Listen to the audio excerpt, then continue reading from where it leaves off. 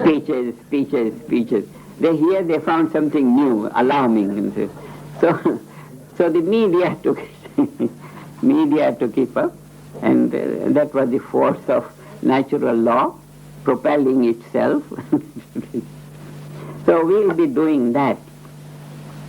But and that we have been doing, and that we will do. But what we want to do now is not only we continue with our effort and slogans, not only we continue with our efforts and slogans that we will form a government, Now what we want is form a government.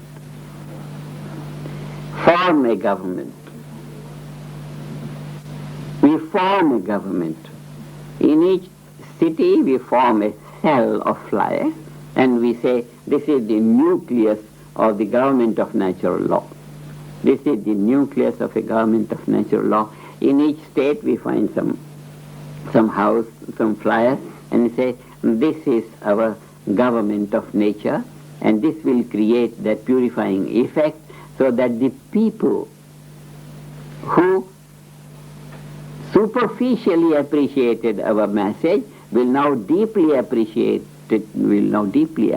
our message, and we will form a government. But we declare the government of natural law existing in our state, existing in our city, existing in our family, government of natural law. We form the government of natural. We declare in public that we are forming a government of natural law, and this government of natural law we want to found that because we have gained the indication, at least in Europe we got the indication. In Europe we got the indication that this is now time for us to form a government of natural law. What we have found in European politics, we have found in European politics that consensus of opinion has grown in Europe.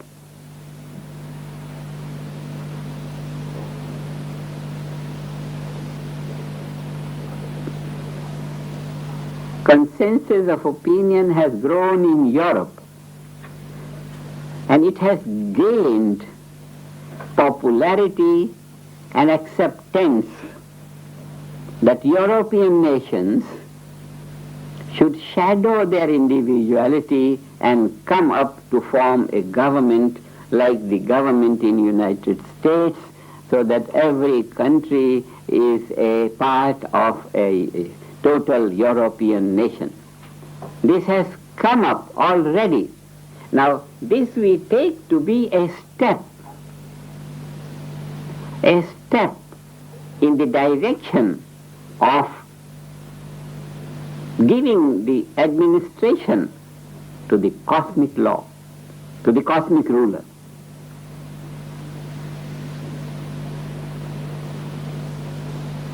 When East Germany came with West Germany, we got an indication that smaller nations are coming with bigger nations. Smaller nations coming with bigger nations, because no one wants to remain small. They thought we are poor, we should go with a more powerful, more rich economy, Western Germany. They came. We took it to be an indication of merger of smallness into bigness.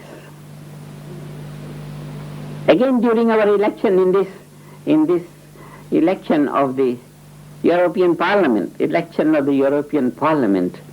what we saw is a trend of merger, a trend to be united and be a bigger nation. It's not a commonly known awareness. But when we analyze events here and there, we see, yes, unification of small values into bigger values. This is the move in the same direction which we want to take the whole European population, or the continental population of each continent, to be in the direction of global administration, in the direction of natural law. So the move is in the direction. Move is in the direction of natural law,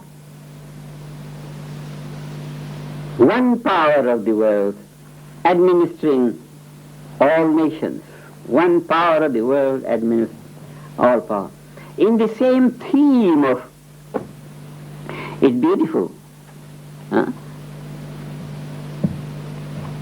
I find myself carried away in the direction the world is moving. The world is moving towards unification of the diversified values. Unification of the diversified values. And this stream is the most modern stream of knowledge also. All diversified values are moving in the unified state. Classical is over, diversified over, unified has come up in the field of knowledge. And the same is forming the undercurrent of events in the world, remarkably seen in the field of politics. In the field of politics, the political system moving in the direction of freedom also, nations becoming smaller, they want to freedom everywhere, freedom, but also the united fragments, unification, union of European nations, It's in the same direction. Wind is in the same direction of cosmic administration for all life on earth. Cosmic administration for all life on earth.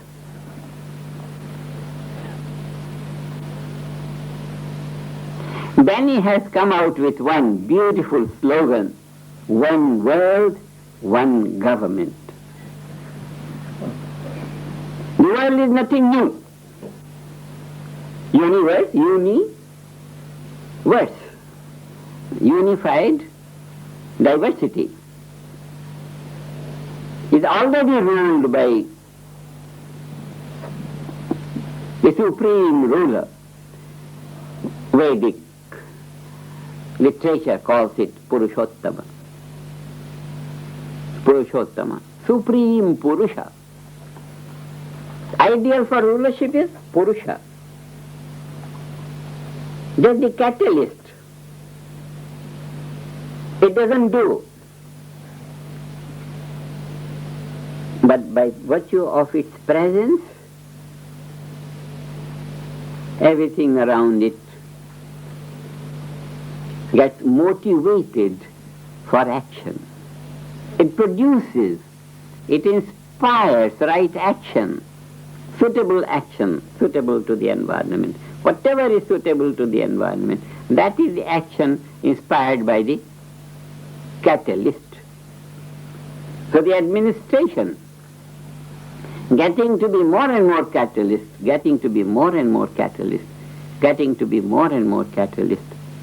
And this and this trend of unification, this is taking the example of Europe, this trend of unification in Europe comes from, there are two elements in this, the desperateness of the present people who are in the government in every country to do their best, to produce results, desperateness. But they are not able to produce their effects due to failure in administering the country properly and all that, and their desire to do best. Between these two, they find to take recourse on a new principle that is dawning in all Europe, let's say Union of Europe. Come and we'll form the Union of Europe, and from that bigger administration we will be able to handle the difficulties of individual countries.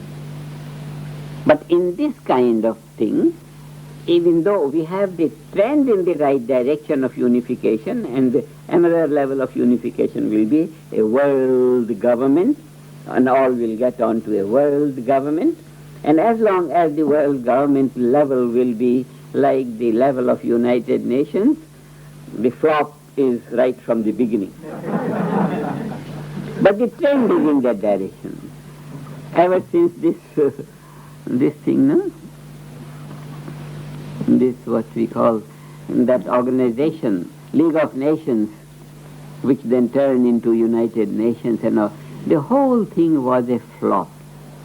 And the basis was, all this we are reviewing the world situations in order to come to some flawless, faultless platform of our planning. Otherwise we don't have to waste our breath on League of Nations and United Nations, which are absolutely failure. But the hope was, and the failure was designed right from the beginning, because if the governments are not successful, how the representatives of these unsuccessful governments will make a success? Every government is in deep stress and distress and embodiment of dissatisfaction. Representatives of them can only come together to weep together. The solution of world problems cannot come from human level of thinking. It cannot come from human intellect.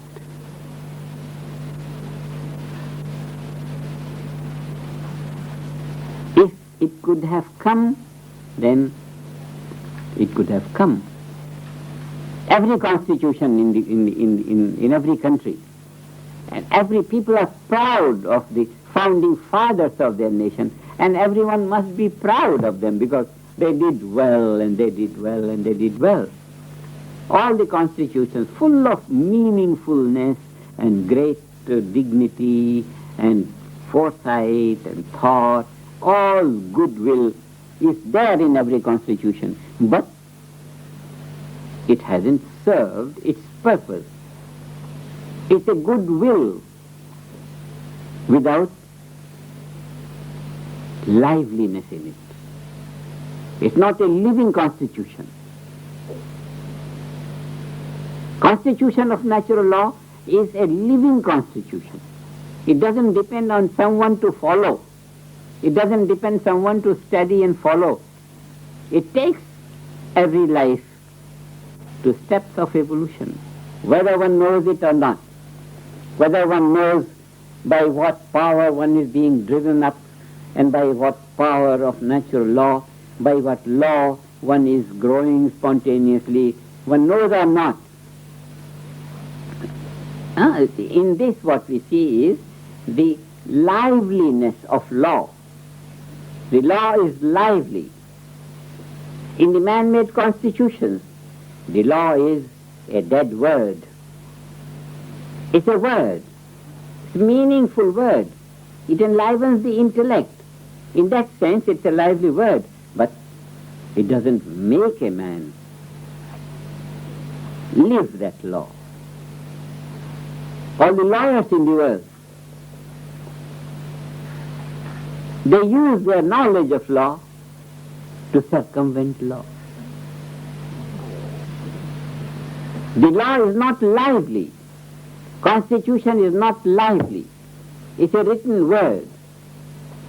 Very good, very meaningful, very good, but it can't make a man act according to it. Fear of law. If I don't do this, then I'll go to jail. If I do this. This fear is not enough of a motivating power for every man to be law-abiding. This is the fate of man-made law. This is the fate of man-made constitution. Every government is governed by man-made constitution, so there is nothing that we can do about it. Only we can understand it, and we have to set up our government on the basis of natural law. On the basis of natural law. We have the knowledge to enliven natural law. Whole, full natural law in ourselves, enlivenment of. On that basis, we enliven natural law in the national consciousness, and on that basis, we form a government of natural law. Not on the basis of the present. Now there is no way to oppose the present constitution. We will be wasting our energy if we raise a voice, constitutional change and this change and this change. Whatever change we bring about in the constitution, it will again be a man-made thing. So many countries take delight, oh, we are changing the constitution and we are coming to a constitution of neither communism nor capitalism, something very nice and this and this. But the whole thing is a mirage as long as it is based on human concepts, based on human understanding, unless the lawmakers are fully enlightened, and fully enlightened lawmakers will make laws that are natural laws. So, it's not in our planning to oppose a constitution of the universe. Only we know that we know it is no good. But we have to go along with it. We have to go along with it in the sense we have to go through this election process, and we have to follow that man-made law and go through the election, and then through the election someday or the other, having convinced the whole population that we are the only right-thinking people who can create a perfect government and establish so much order in tune with the order of the universe, eternal order of the universe. We have to create that national consciousness, and that we create through educating the people in our principles and through creating the effect. There are two things, to educate the people by persuasion to them, talk about them, this is such a nice principle and all. That's how from man to man we persuade and elevate their intelligence. This is the field of this thing, education. We are adopting that. We are opening schools, colleges, universities, everywhere. That thing. And then in the field of health also, we have our program on health, we have our program on this rehabilitation. People make mistakes and the law punishes them, and then we can have physiological reformation, psychological reformation, behavioral patterns reformation when they are in the prison, and we can rehabilitate them as good citizens. They come out, they can do good. So no use filling up the jails. And that law is stupid, which first allows a man to make mistake, and then secondly, when he makes mistakes, sends him to jail. The whole population could be sent to jail. That the whole law is stupid. But there is a big argument. If one doesn't punish the people, then they become more wild, and there will be a nuisance for the whole population and all that. All these arguments are all right. But why should why should every man be not educated so that his intellect is spontaneously in the right direction? Why not every man be not educated so that spontaneously he thinks and acts according to natural law? Why not such an education be permitted? We have this education, and now we say, but it's not yet in the existing universities and schools. So we thought we'll open schools, colleges, wherever we can, we'll open it. But that's not enough. That's not enough. We are in a hurry. We are in a hurry. So what we do in a hurry? We do as much as is possible to do for making national consciousness integrated. And for that, we would create groups. A capital of natural law in every town, in every state, in every country. We'll continue our election campaigns on all levels, national, international, and this state and city, mayors, all the enlightened flyers, all the enlightened yogic flyers should be mayors, they should be governors, they should be cabinets of state government, they should be the parliament members in every country. We should have a government. But the government of natural law party government will be a government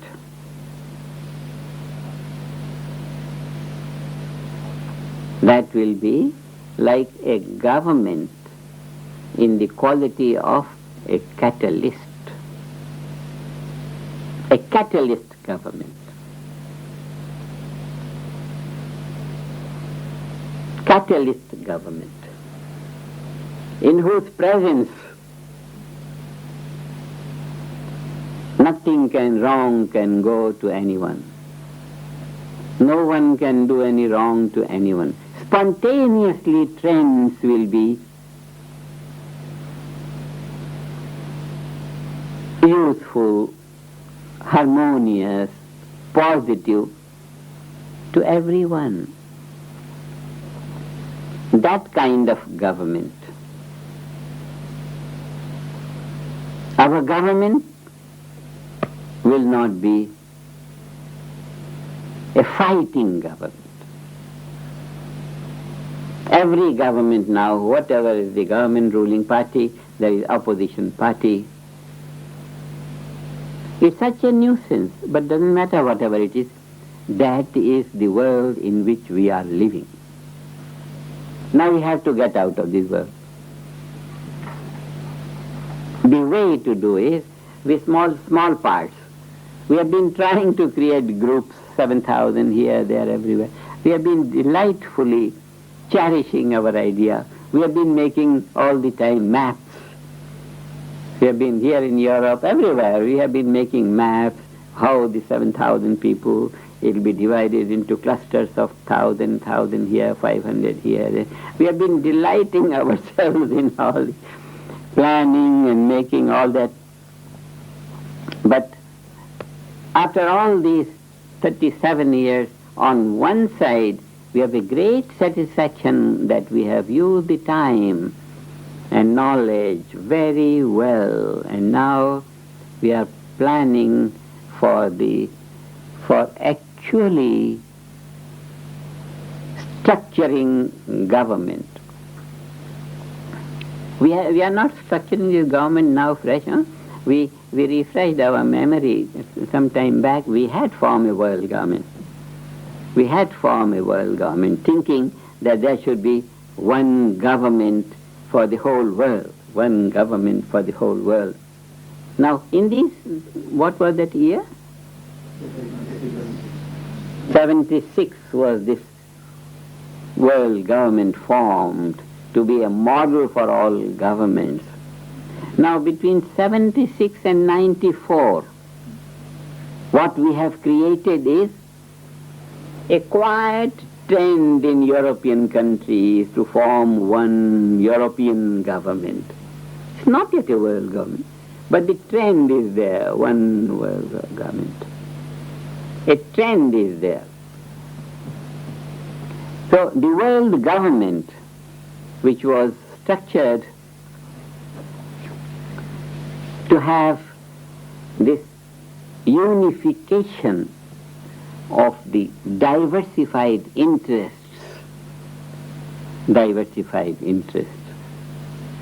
So these diversified interests, France has its own diversified interests, Germany its own interest, England its own interest, Italy its own interest. Every country feels proud that we are different from the other. That pride has not yet melted, and it should never melt, because individuality must have its significance. It's always significant, but it must be supported by the holistic value. The total natural law must support every individual law. But so this absorption of holistic quality is there significantly, and it marks the trend of our time, trend of 94. The political trend of 94 is unification of different systems of government.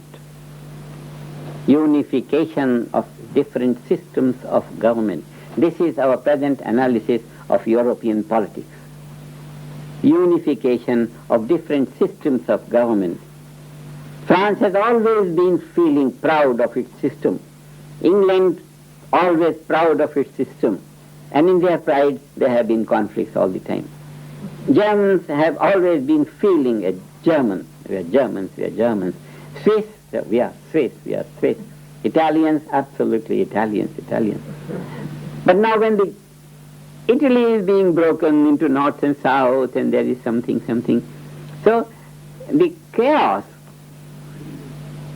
the failure of each system which was proud to be different than the neighboring system, that is breaking. And this loosening of the administration in every country and creating problems, this is just going to give rise to something so precious that we are aiming at. The government will be in the hand of natural law, as natural law is already administering life everywhere. And everyone is gaining evolution in the administration of the universe. So that trend is already seen in the activities of the international politics and national politics. So we have to create governments. And create governments will mean just these, in other words, we say what? Flying clubs or whatever. Some people put together, they fly. We open centers of flying centers. This will create that effect. What we have to emphasize now, having emphasized on elections for the last 2 years, we get a lesson. We come back to where we were before election. Before election, we were always teaching TM, holding assemblies, holding world assemblies, everywhere like that. So we are creating that effect We are creating that effect which had quite a lot successfully in this purification of world consciousness, purification of world consciousness. So this thing we will be doing now, that we have found the administrator inside everyone. We have found the administrator inside everyone, and we have located the administrator in the whole universe. And that administrator of the whole universe and this administrator of the individual, both on the level of the unified field, seem to have a shake hand. The individual shakes hands with the cosmic administrator, individual administrator, that awakened Vedic consciousness, Veda fully awake, the awareness of the individual rising as a field of all possibility, the awareness of the individual rising as a lively field of all possibilities, and in this all possibility it shakes hands with the cosmic administrator, which is another field of all possibilities, a field of cosmic all possibilities, a field of individual all possibilities at their base, on the transcendental level, where these specifics are not yet come up. There is a common ground of both values, individual administration and cosmic administration. Both, this is also specific, cosmic administration is also specific, individual administration is always specific. Both have common basis in what we know to be unified field, or Samhita of Rishi Devata Chand, or common basis of unity and diversity. Unity and diversity both breathe life on this ground of self-referral intelligence, self-referral intelligence. So with the upsurge of this beautiful, beautiful, complete field of knowledge, which has lively in it infinite organizing power, infinite organizing power, now we plunge into creating an ideal nation and all those things which we summarize in one word as creating heaven on earth.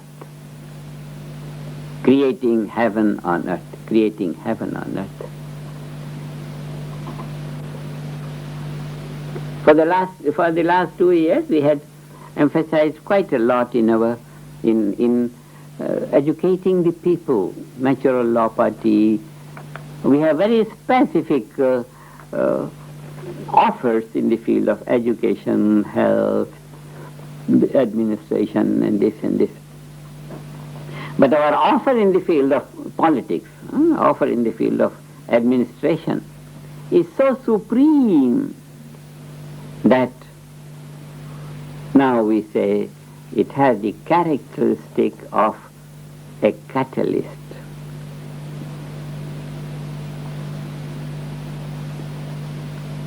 It's so creative within itself, a lively field of all possibilities. Catalyst, a lively field of all possibilities. Embodiment of infinite creativity. Embodiment of infinite organizing power within itself. This level of administration we want in our world.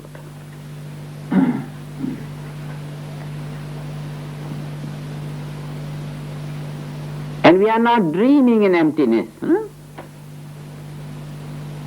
We have this as a concrete possibility, because now Veda and Vedic literature Vedic literature we know to be structuring dynamics of Ved, grounded in this field of self-referral consciousness. Structuring dynamics of Ved means structuring dynamics of holistic value of natural law. We know whole is more than the collection of parts.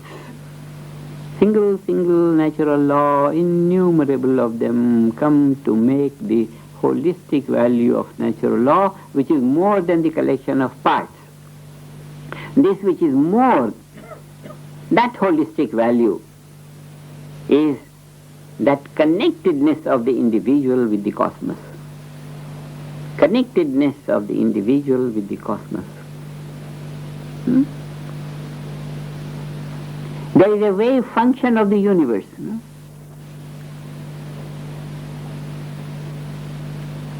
Quantum cosmology.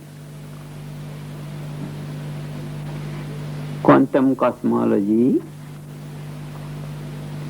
presents the wave function of the universe. Here we find wave function in the universe in the Vedic field, in that word which I said, Anyunya Bhav, in the Atyanta Bhav.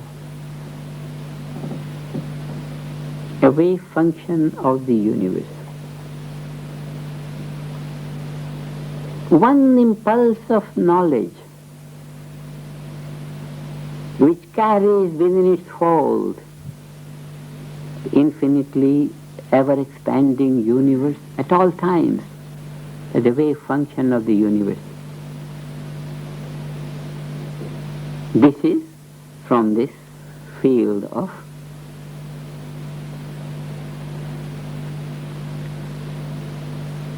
cosmology. Cosmology. It's a very beautiful finding, as beautiful as the finding of physics in the unified field and self-referral unified field. When I heard this word, wave function of the universe,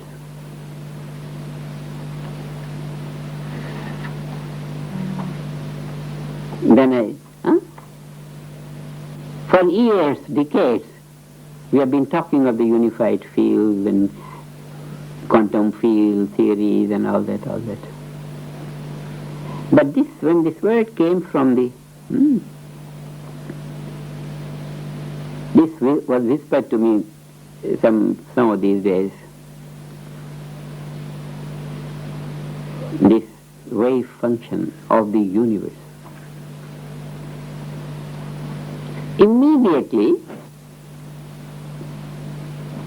a connection from the modern science, a connection was made from the individual self-referral dynamics of consciousness to the entire cosmic administrative impulse. The impulse has both values, to administer but to maintain existence also, and to evolve one from the other, to maintain connectedness with the source and evolve new values, different values. It's the same thing as different words evolve from the gap, and in the gap there is an Atyanta Bhav, Anyunya Bhav. Each gap has its own quality of Atyanta Bhav, has its own Anyunya Bhav, quality of Atyanta Bhav, Anyunya Bhav. This is what mathematics spreads as many infinities.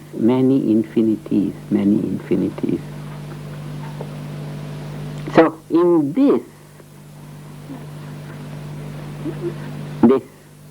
wave function of the universe, and in this wave function of the individual, or we say wave function of the Veda in the Anyonya Bhav. In this, the wave function meet together. And this meeting point, this what we say, enlivens that all the emotions together into one grand holistic emotion. I am totality. I am the universe. Aham Brahmasmi. Aham Brahma. I am totality. The actuality of everyone's ultimate reality, shaking hands with the ultimate reality, the basis of cosmic life. Aham Brahmasmi.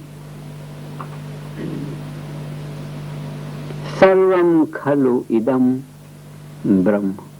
All this is totality, and that I am.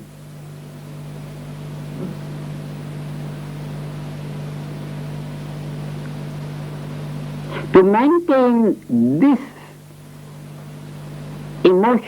supreme emotional upsurge in the awareness of everyone, in the mind of everyone, in the intellect of everyone, in the ego of everyone, in the behavior of everyone, is the responsibility of a government. And the government of Natural Law Party is going to bestow this supreme knowledge of infinite organizing power within everyone. And Natural Law Party's government is going to create this effect of coexistence of the government of natural law with the government of a nation. This is the Natural Law Party's government. The party is only as long as it has not formed a government.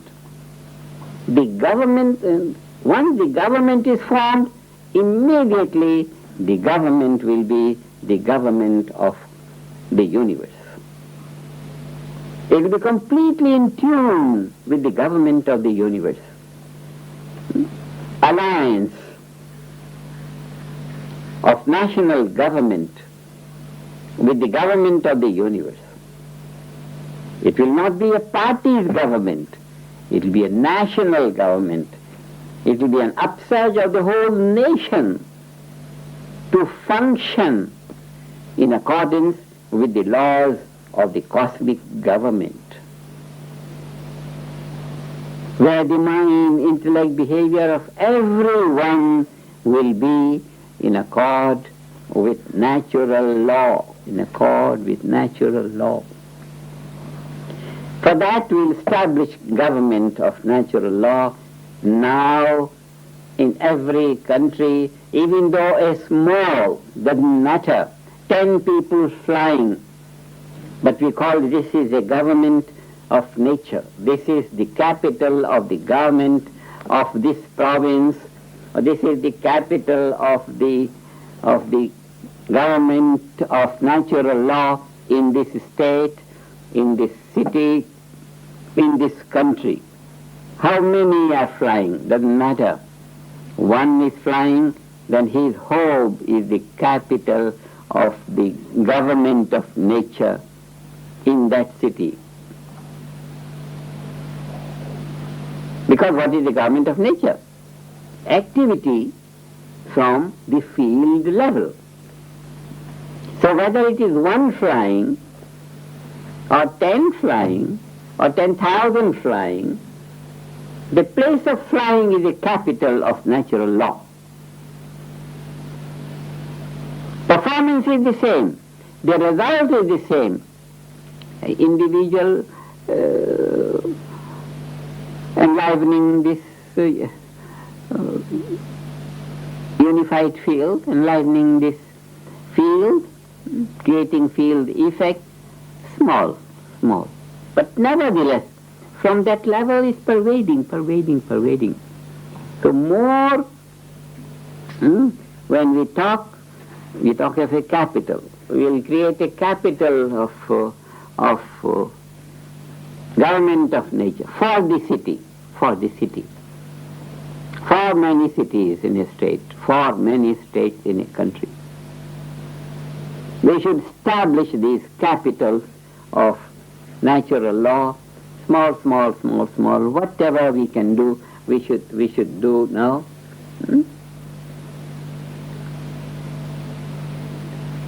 That will be our new offer to Gurudev. From this we have planned now to create capitals, to create governments of natural law, to create capitals of natural law, to create capitals of natural law. And capital of natural law is any place which is associated with the transcendental area of that place. Because the government of nature is not a government established in a place, not in time and place. No. Its place is transcendental, self-referral, field of unity, unbounded, infinite. That alone has infinite organizing power. It organizes evolution of everything in the whole ever-expanding universe, limitless, timeless, beyond every space and time. Such capitals we want to establish. Such capitals we want to establish. Such capitals we want to establish. And that we will start establishing now. So what we are planning today is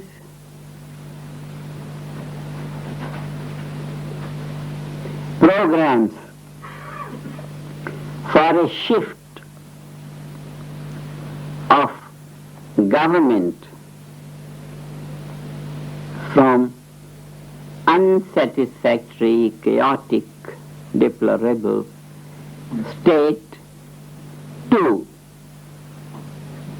neat and clean and problem-free, disease-free government, problem-free government, conflict-free government.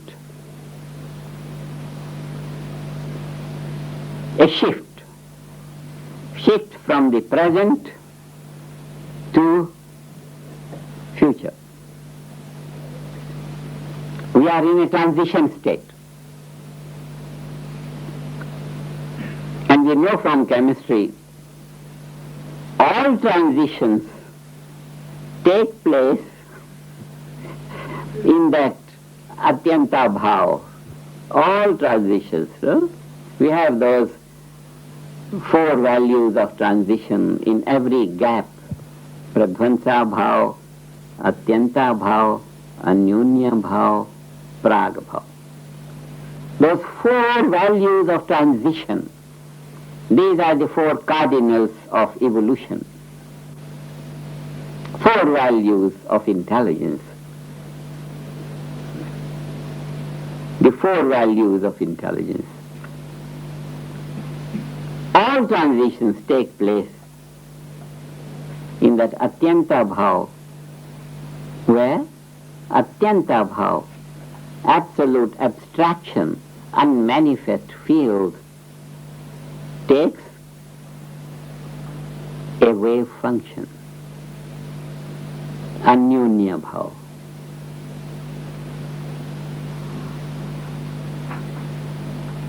Anyunya bhav. The 2 particles, anyunya bhav, the 2 particles become a wave. This wave function We want the function of every government to be a wave function of the universe. That will be the total representation of natural law. Total representation of natural law means infinite organizing power in nature. That should be the status of a government, and that is going to be the status of a government when Natural Law Party everywhere forms a government. And to form a government, we use these programs of whatever the national law is. According to that, we do the campaigning. At the same time, educate the people. At the same time, create the effect where confusion and chaos and problems and negativity, negative trends, they all dissolve into positive, harmonious trends, positive tendencies of the people. And for that, we create groups here, there, everywhere. In every classroom, there is a group creating this, a group for a government. That thing we are repeating today in our planning. A group for a government. Small groups for small governments. Small groups in every city for a mayor. Mayor should have a group. And we don't think mayor can make a group. Because he goes wherever money is. Money makes the mayor go. It's an old experience of the people who make a mayor. Like that, like the mayor, every government is money-minded. That's all. Administration, they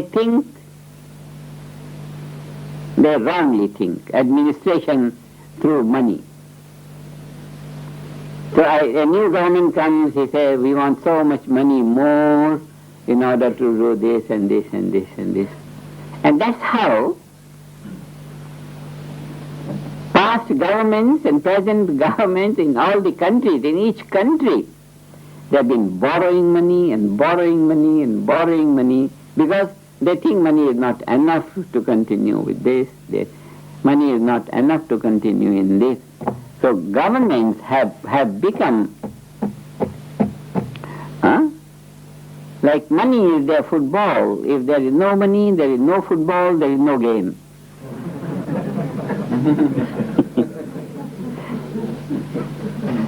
Money, no.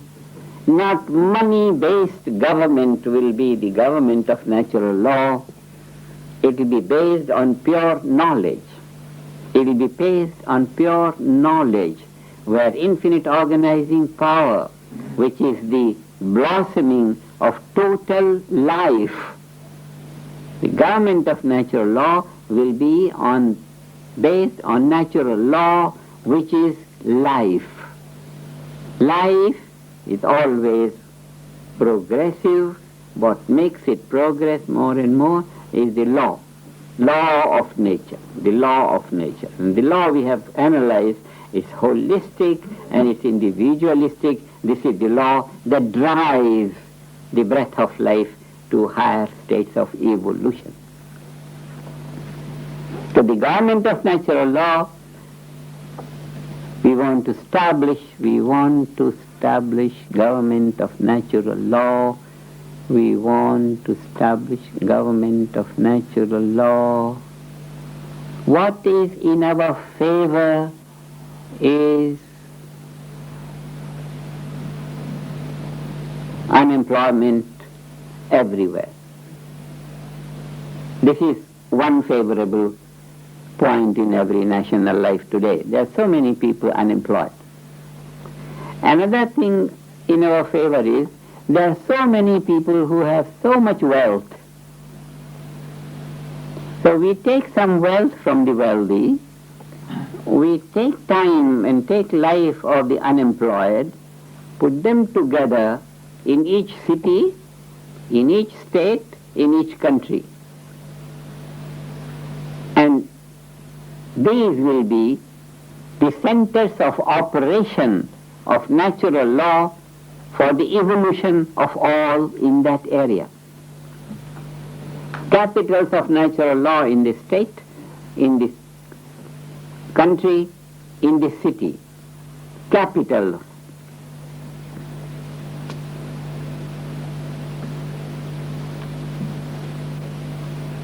Wealthy people are everywhere, unemployed are everywhere. We give a call to the youth of the nation, and in these countries it's completely easy because everyone gets money for his sustenance from the government, so he is sustaining himself. So we can call him, this is the place you come and you become enlightened by the time you are fortunately unemployed. Because when you are employed, you have to work hard and all that. But as long as you are unemployed, at least you are existing. So by the time you are free to exist without work, work for yourself, gain enlightenment and bless the nation. Gain enlightenment, enjoy bubbling bliss, and bless the nation with harmony and positivity and peace in society.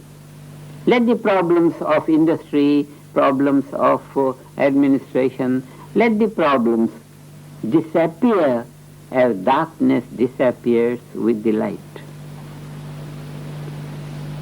This call we give individually, collectively, through the press, through the media. Unemployed, come in your own city. You don't have to go anywhere. In your own city, spend morning and evening hours here. Fly. We have this. We enliven natural law in our city. Each city, each state, each country has its own natural law of the land. We say natural law of the land. Natural law of France, natural law of Switzerland, they're different. Natural law of the land, they're different. So each city has its own natural law. Even the holistic natural law is the same for all, but individual values of different laws of nature. It's just exactly like the same in the structure of the Veda. Each gap is different from the other gap. Nevertheless, each gap is a gap. Each gap is a gap. Each gap has its own central point in the Atyanta Bhav, in the Anyonya Bhav.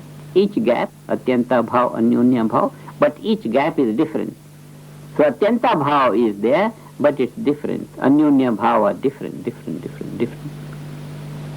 So there is holistic value of natural law, which is common to all. There are individual values of natural law belonging to the whatever is the terrain of the land and whatever climate and whatever culture that has grown there. So each city, we will invite the youth, each city.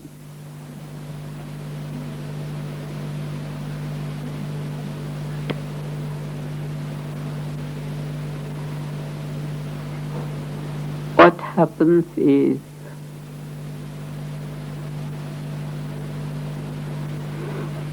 each individual person talking to some few people every day, and all our governors, they have all experienced this thing. Just talk a few people. In a month, 2 months, you become known as a wise man, as a neat and clean man, and people begin to appreciate. And then that circle grows. Within a few months, you become more and more known to the people. You are a good man. And this is how you begin to be more competent to get more votes. Just by talking these principles are so beautiful, so nice, so all our manifestos of the Natural Law Party, they have so good point in education, in health, in this and this, such beautiful point. Only we have to talk. People have to listen to you many times the same thing, many times the same thing. We don't have to coin new phrases and new words. We say the same thing because the message is the same thing. Natural law and all those things which we have been speaking during our election time, all this time. But we have stirred the imagination of the people who were opposing us 2 years ago. Now they have come to a level of appreciation, intellectual appreciation is there. Intellectual appreciation is there. And we go on like this, sometime little more, we begin to get votes of the people. But the basic thing is culturing national consciousness. And to culture national consciousness, now we will be creating these groups in each city. If a city is big city, let's say Munich city, there could be 10, 20 groups of flying, 10 here, 20 here, 30 there, like that. Because it's difficult for the people to come in one place and do the same thing. So in big cities we make many, those, almost in every country we have flyers, so many. But this concept that we will have now 10, 20 flying morning and evening within 10 minutes of radius of their home, like that. It's just this idea, new idea, to create capitals of natural law. We create capitals of natural law. Small groups, they are capitals of natural law. And that will build up coherence in a city. Coherence in city. What will happen? Crime will go down and wrong tendencies and these what they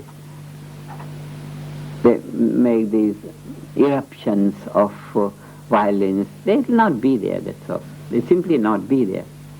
So this will be creating, and this will call the capital of natural law. Capital of natural law in clubs and all this. Very easy to make. And all these, on the national level, we get hold of these two things together, wealthy and unemployed. Take from the wealthy in order to build these capitals and have the unemployed to come and experience bliss. As long as he is unemployed, he has a chance to experience bubbling bliss all the time and spontaneously radiating enlivenment of the evolutionary power of natural law, which will do good to all. And all that we have been doing all these years, we continue to do, but now with this one more angle of creating capitals. And concretely, concrete values of creating capitals, we will be doing in the next session, but even in the first session I would like to say some points on the capitals. The thing is that Sthapatya Ved, as we have known it, has not been practiced for building buildings in the world. So the whole thing is a topsy-turvy. Modern architecture is not based on these values of the sun and moon and the rotation of the earth and North Pole and South Pole and connection with the earth, or the earth with the whole cosmos, connection of the individual with his home and connection of each home with the cosmic physiology. And those connections, they have not been the thing.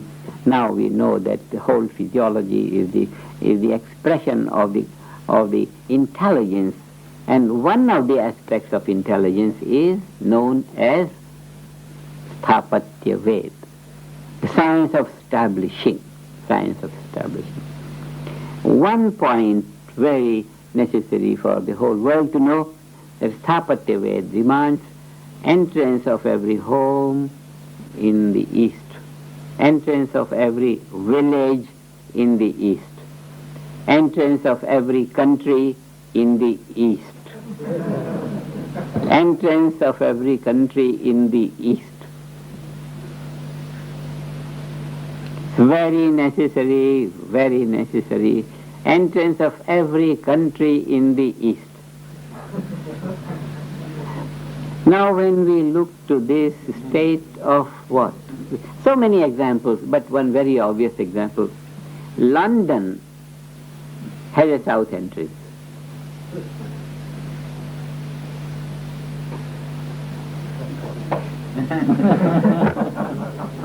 And the rest we don't have to say.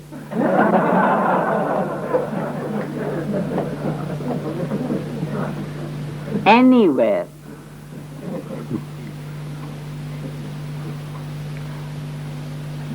in New York, so many buildings having entrance in south. They are empty, they are deserted, nobody wants to go there. So many owners change hands ever since it was built. This thing is very, very necessary for us to tell everyone. Reconstruction of the world in one word. The whole world, all cities, all countries, all homes in the world have to be reconstructed if they are not having their entrance in the East. This is our reconstruction plan for the whole world. This is one of the items in our creating heaven on earth.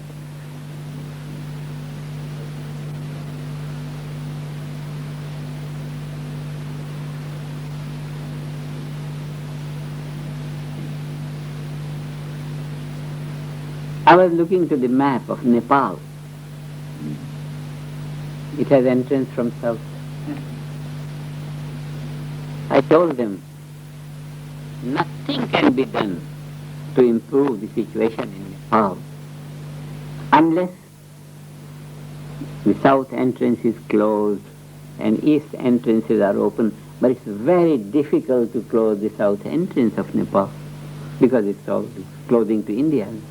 And there is nothing that they can open on this side to this country, and on this side is no. Whatever one would try, nothing would happen as long as the orientation of the roads entering the country, as long as the orientation is not right. This is Sthapatya Ved. This is just Sthapatya Ved.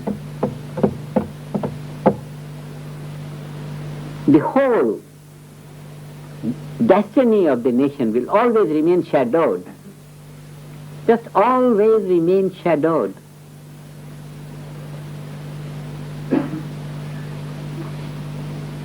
It will always remain shadowed.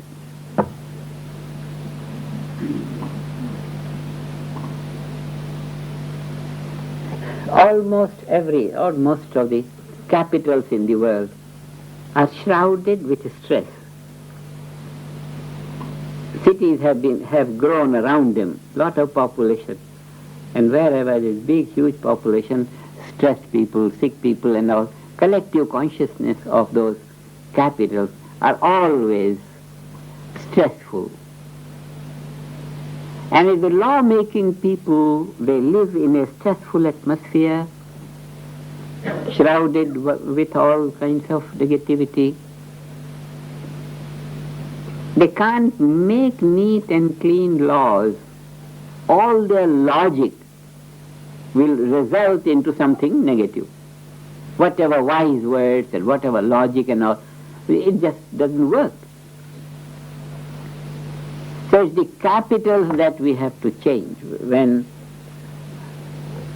I was thinking what to do, because when we want to take over a government, we don't take over a government in order to be as problematic as the governments are today.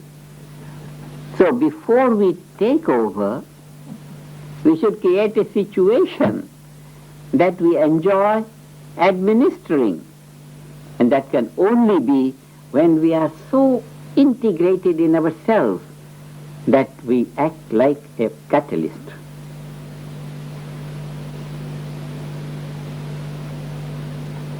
Ram Raj is an example in India, the word Ram Raj. In the West, we'll use the word catalyst.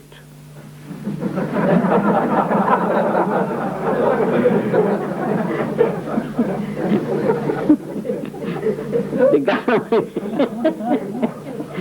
government has to be a catalyst. Completely uninvolved with activity. Inside the catalyst there's a huge activity, but it's inside. The event horizon is only on the surface. Inside is the hollowness of the seed. So the whole, and each capital of the country has to be renewed, recovered.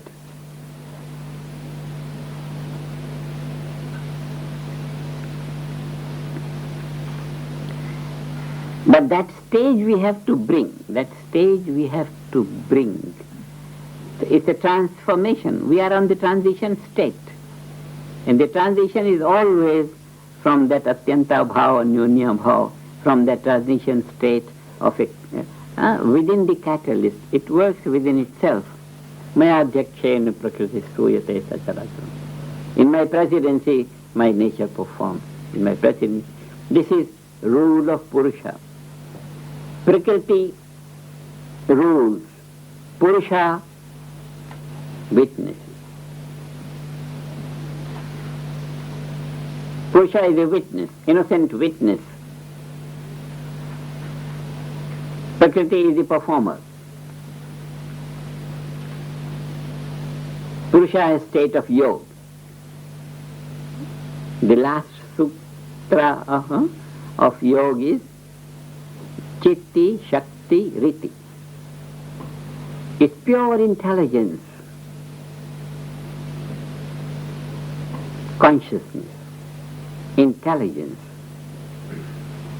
And it says Iti. Only intelligence, only wakefulness, only intelligence, only wakefulness.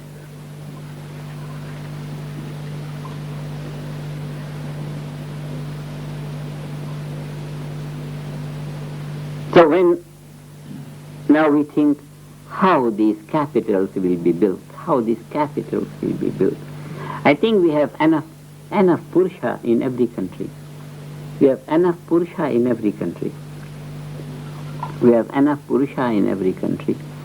A few Purusha here, a few Purusha here, a few Purusha here, a few Purusha here, and then they will create a capital here, a capital here, a capital here, a capital here, like that.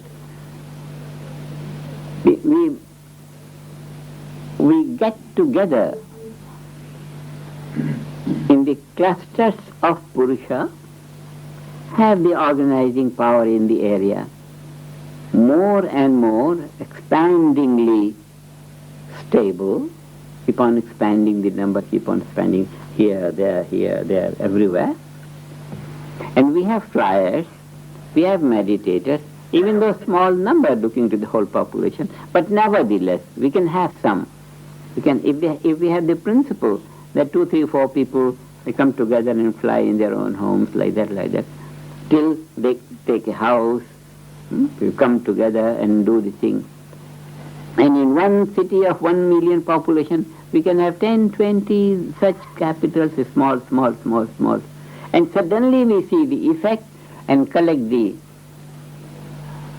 unemployed and ask the people in the area, these are unemployed people, they want to create a capital of natural law, tell them all the effect, take some money from them, build a few rooms here and there, just a hall, and then that is the starting of creating our government, creating the government. And our government will be endowed with the strength of automation in administration, not law enforcement. Any government who enforces law and puts the people to jail by violating the law, it's a failure at the basis. The government should be able to control law and order, to maintain law and order from education. Our Vedic science everywhere, in every level of education, which requires experience of consciousness and intellectual understanding of higher states of consciousness, this knowledge to every child born on earth will create heaven on earth. So our efforts will be to have schools and colleges in every country with this. What I have found lately is that almost in every country one could create schools. It has to be registered here and there, but lots of private schools, and responsible people in society want to send their boys to the private schools and not to public schools, because public schools are too chaotic and too undisciplined and all that. So there is a chance of opening private schools. So we should have program to open private schools here, there, everywhere. And all the people who are wealthy, they grow in wealth and they begin to see what I can do for my people and say, now you and you and you in this locality, we open a private school, give very good education and introduce consciousness in that. Private schools can do some little variation from the normal schools. So we establish these schools everywhere, educate the people individually and collectively produce that effect which will neutralize negative trends and tendencies automatically. This will set us moving in our national life, taking the national consciousness towards automation in administration. And if we talk to the people that automation in administration, we want automation in administration. We want authority and power of the law of the nation so that no one will be able to violate natural law. And the government doesn't have to put them to jail for violating natural law. This very advanced and very powerful system of education, which is consciousness-based education, intelligence-based education.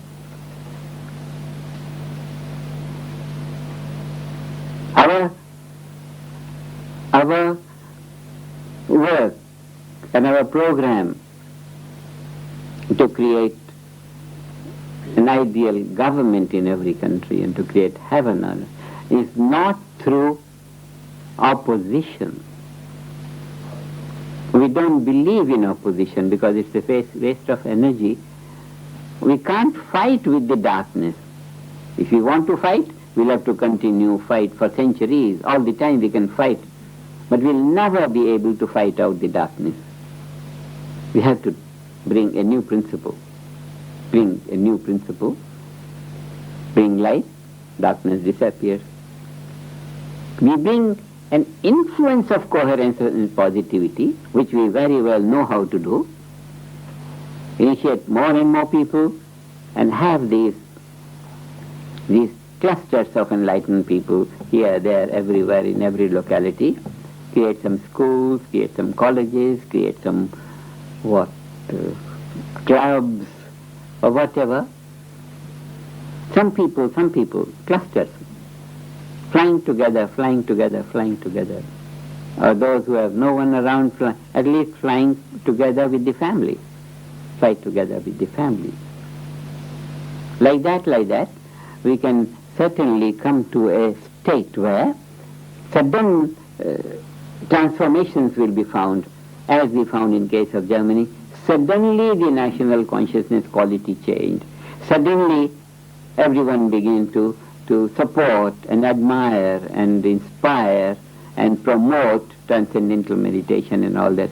Otherwise the country was the same, where national consciousness was refusing anything that was good. And now It's a different thing, it's a different thing.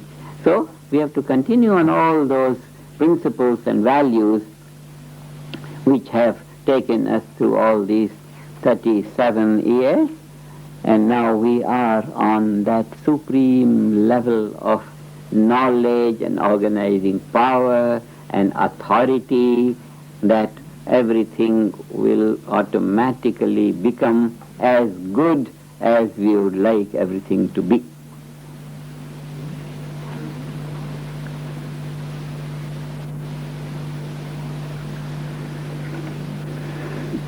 So our offering today has been very, very fruitful offering to Gurudev, and I think we'll take the world during this coming year on the basis of our fertility of our program so far, 37 years. We'll take the world to a next stage of evolution, and that will be from the level of politics, from the level of education, from the level of health, from the level of agriculture, organically grown agriculture. And I want to lay out now a program for invincibility to every nation. We had the year of invincibility, and what it was? Which year? 78. We had the year of invincibility, and now a new area comes to mind, that we will inform every military, as we are informing every government that they require a change and they have to be new. The history of military has been a history of as much of a failure as the history of government. The purpose of military in every government was to defend the nation.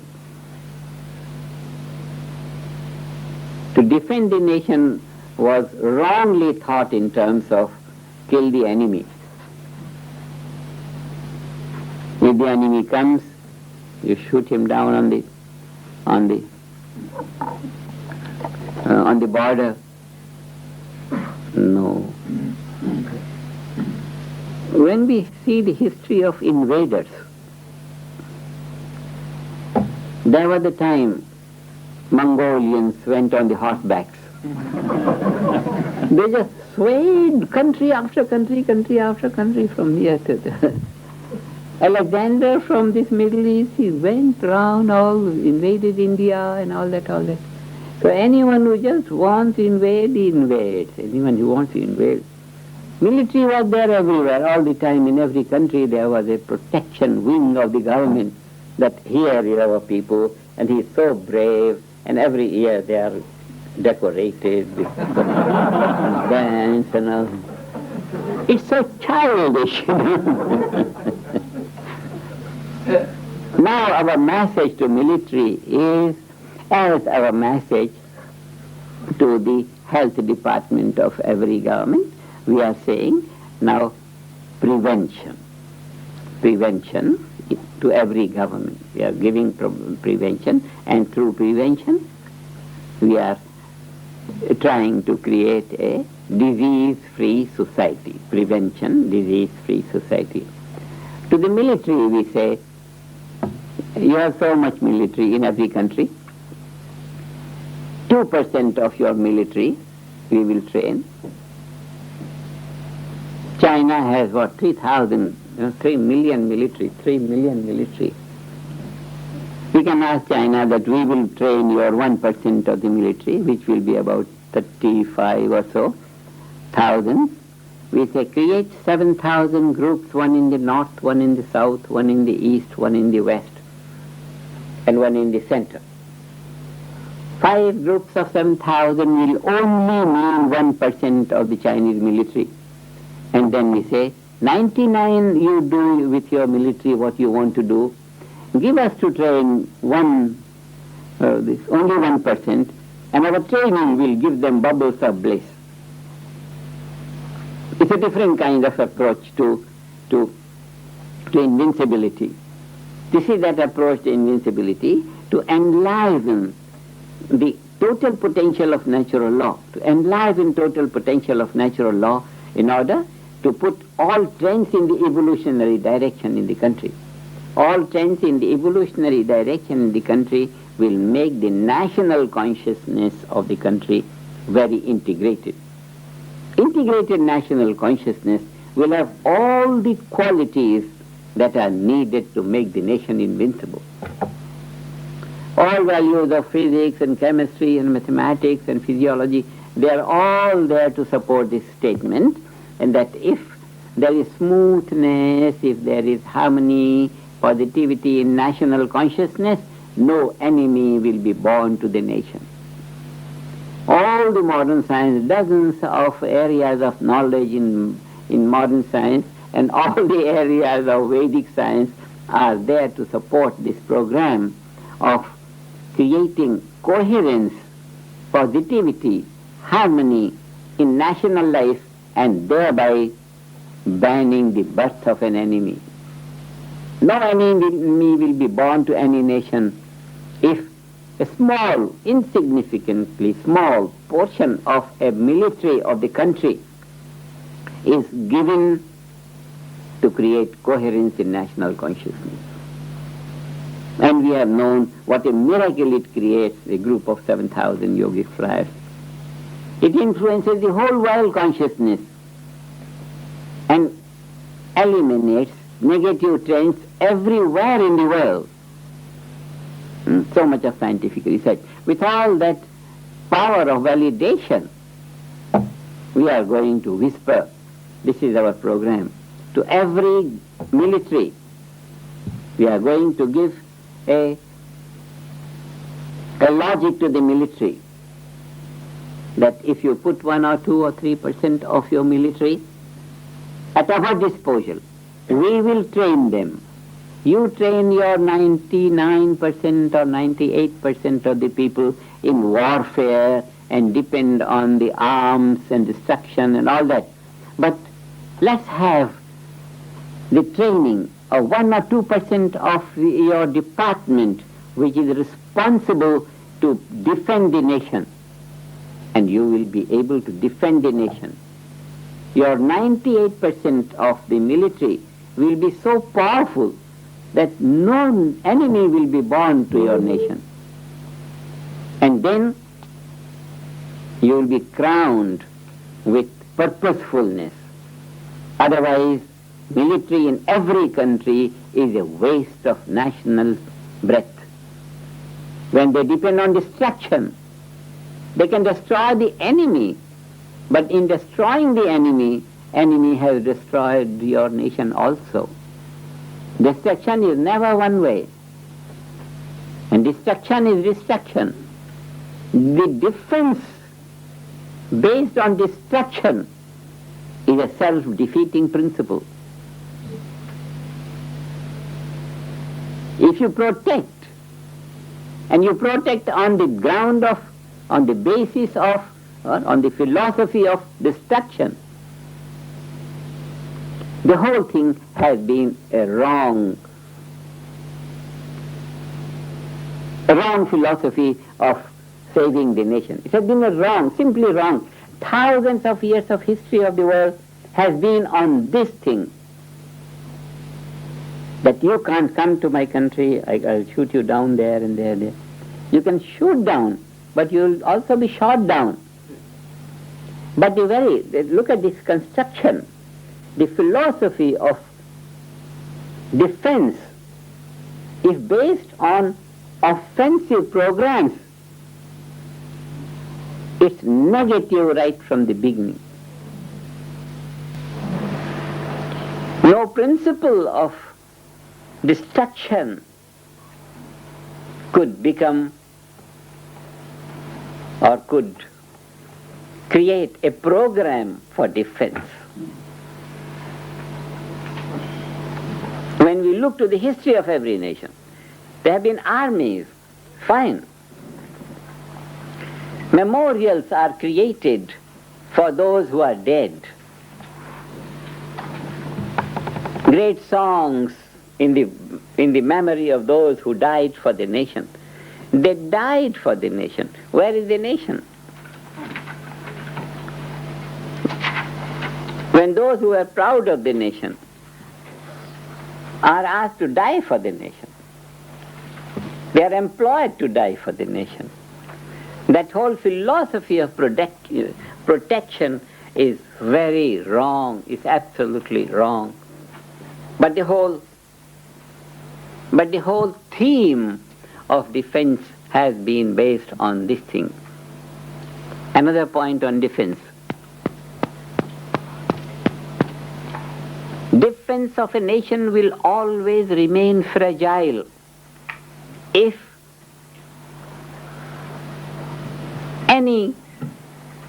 anything for defense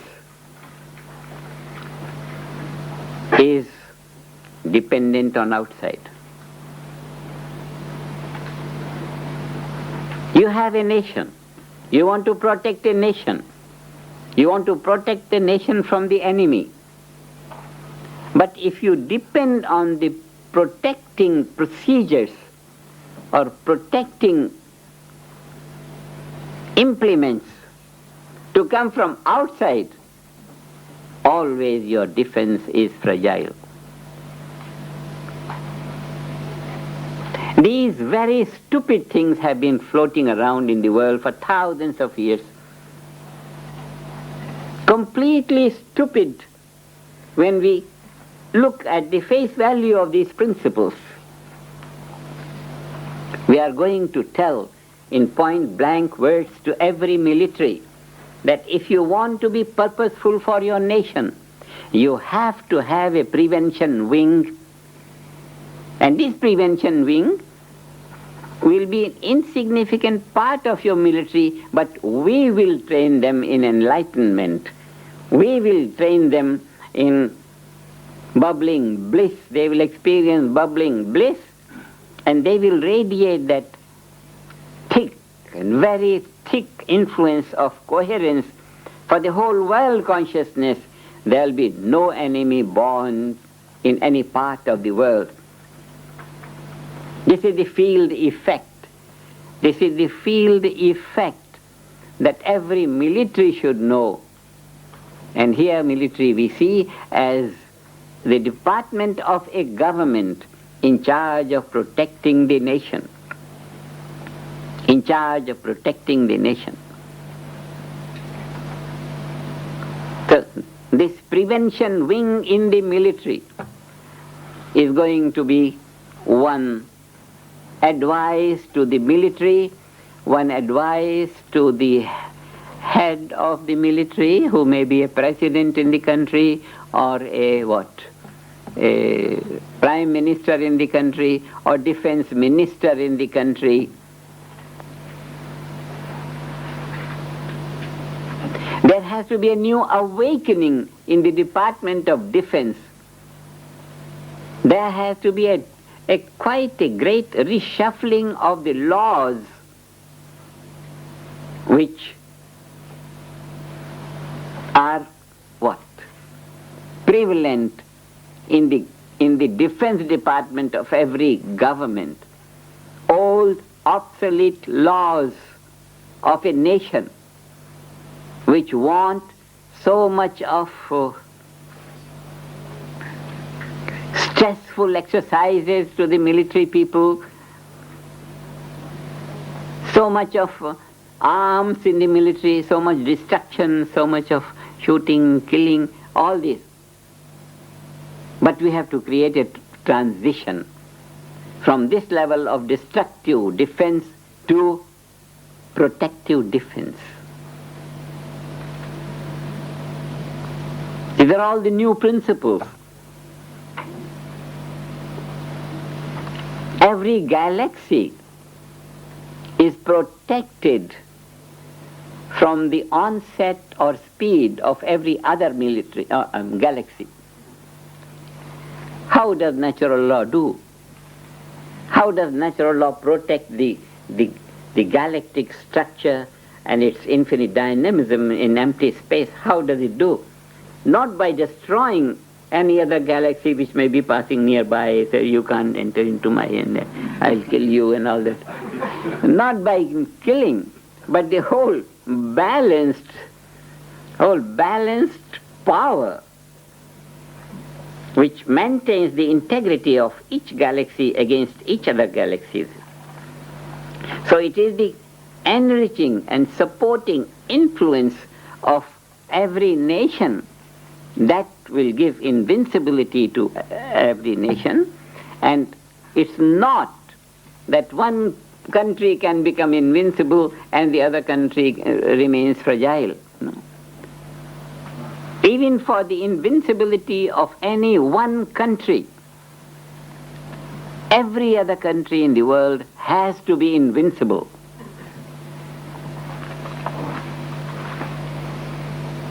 Lack of invincibility in any one small country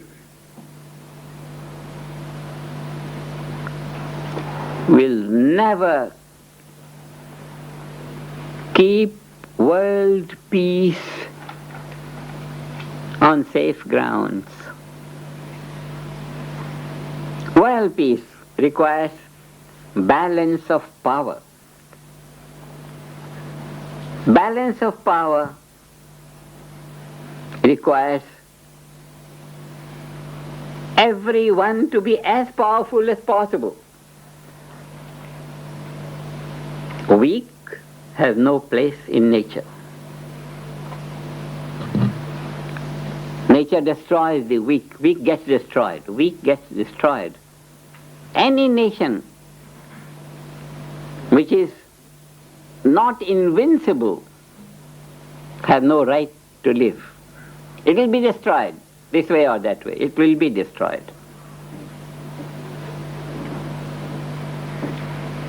So, the program of Natural Law Party as far as defense of a nation is concerned, invincibility to every nation.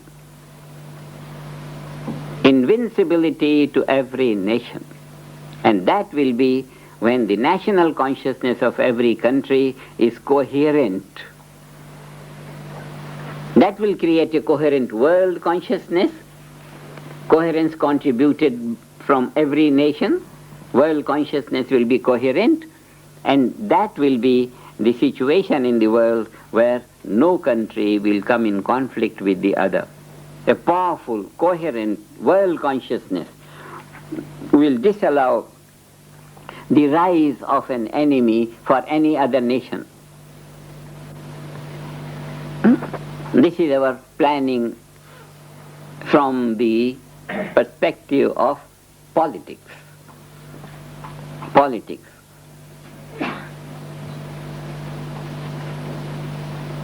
We have seen in the world history, Alexanders and all these Mongols and all these, Hitler recently, all these rose, all the communism, for principle of communism, because individuals with the ideal of capitalism, they are no good, and all the feudals, whole thing, perspective, the change. One ism from the other to the otherism, and this and this. Dictatorship was thought to be no good, is no good. Now democracy, what is the democracy today? It's breaking the nations into pieces. Such a sad, but that is a fad of the political world. Democracy, democracy, democracy. Multi-party democracy. What a useless concept. All this multi-party democracy in all these African countries, in India, in everywhere, it has created pieces of a nation. Every community is divided. Every community is divided. Every community is divided. And these communities are supplied arms to save themselves. These arms producing nations, they don't feel ashamed giving guns and arms to all the parties, creating frictions in the country. I see in India, I see everywhere in all these African countries, trying to create friction in the name of all these guerrillas. They're all supported by these arms producing countries. What a shame. And they have the banner of human rights. Oh, human rights. We stand for human rights. Such a shame that the whole field of politics is in a mess. Only the influence of natural law, enlivenment of natural law, will set all these wrong things right. It's not this history of one country. It's the history of all the countries. They are sailing on the same boat of discontent and disaster and hopelessness and stupidity. We are reviewing the world situation in order to form our royal road of success and harmony and peace and positivity. All these trends of this thing, what they call it? Divide and rule, and they give arms to both the things. What has happened in this Rwanda and this thing now? They set the fire, give arms. They may have taken 10 years to supply arms to all these people, and then they ignite the fire once. And they create publicity of what is happening, what is happening, what is happening. It's the arms producing countries that are out of control. But what has saved the world is at least that controversy between the two superpowers has ended, but it's growing more and more now. It started to grow. It ended for a little while. But then politics and this, it's not very happy world today. All these unhappy patches in the field of relationship of nations, they are like a very dirty cloth being rinsed with soap, and each rinsing makes it a little freer from the dust. A few rinsing, every rinse, and then it begins to show patches of dirt. The whole was dirty. And now a few rinses like that, it shows patches. So what we see today in all these chaotic principles that float around on the basis of the power to kill, they are all those patches of ignorance, faults of human race from the history in the past, all those patches of ignorance everywhere. Now we begin to see them more clearly. This has been going on for all the time. Military has been invading other countries in the name of defense, in the name of very good principles that, oh, you can't manage your country proper. I'll manage your people. I'll manage your people. All in the name of peace, the world wars were waged. But the world consciousness, we are fortunate to have created world consciousness, pure enough that the world war will not come about. We saw the instances. The whole world was waiting on the Gulf, and there was one man, this, but the world war did not break. They were all ready on one side, but they could not create a world war. This is our strength of peace that we have created, and we are very proud of it, but we are now in a hurry so that such things don't happen again. Such things don't begin to happen again. And all these trends we find are coming up from lack of natural law, that has built up south entrances of these countries and it's very difficult to help them.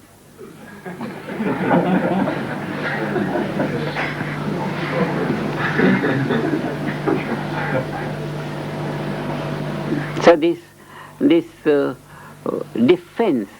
defense, we had not touched the military so far,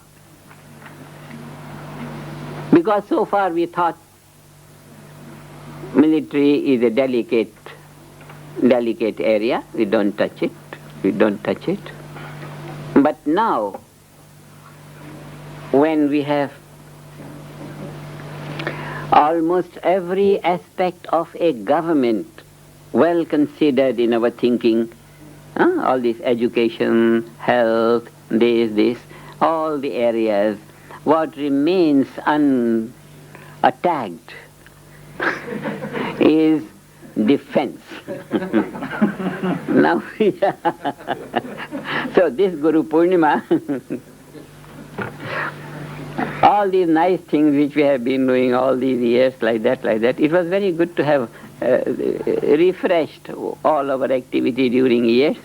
But now we want to make military of every country really invincible, and that by taking only a part of the military, 1%, 2%, 3% of the military, a part of the military. Only we have to tell the military that they should know that they have been living in a fool's paradise. Destructive methodology is not protective. Destructive is destructive. Only it feeds the arms-producing nations. But the arms-producing nations should know that this is the time for the evolutionary power of natural law to rise. Evolutionary power of natural law to rise. And this is the way the world is going to continue breathing life.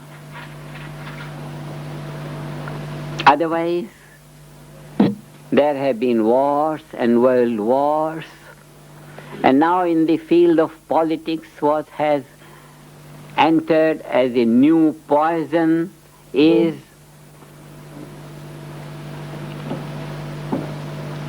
give loans and capture the administration of the country. So economic warfare on one side and this arms, distribution of arms on the other side. Both these things are not in favor of good luck for the arms producing countries. Time is different now. Time is different now. The time is for perfection in life. The time is for perfection in life. Only good will prosper now. Non-good will not prosper. Only good will prosper. The great fear of annihilation of the whole world is over. And now our program in every country, all these programs of election. Through the election campaigns, we are promoting those principles which will purify the world consciousness for the good of all the countries. Purify world consciousness for the good of all countries. Governments are changing hands anyway. The governments are changing. Whether this government comes or that government comes, whether this party comes or that party comes, It's the people of different ideologies that change the government, and they come and they try out their ideology, their understanding of administration, but then it doesn't work, they are thrown out. Next 4 years, some other people come. Next 4 years, some other people come. The world has experienced enough of changes during these few decades of this democratic setup of changing the governments, but it has equally failed. Every new government comes with some little hope. In 3-4 months, it moves in the direction of hopelessness. So through the military, it's completely possible for us to create government of natural law. Completely possible. We have only to put to the military the history of thousands of years defeat of military by one or the other. Military was defeated by this or this or this or this. They were rejoicing victories, but their joy doesn't last more than a few decades or more than a few years. Somebody else comes along, somebody else comes along. So preparedness to drive for the nation, the preparedness of the military personnel or air force or all these included, the preparedness to drive for and die for the nation is no sign of bravery. The Defense Department of every country should be able to stop the enemy before it can rise.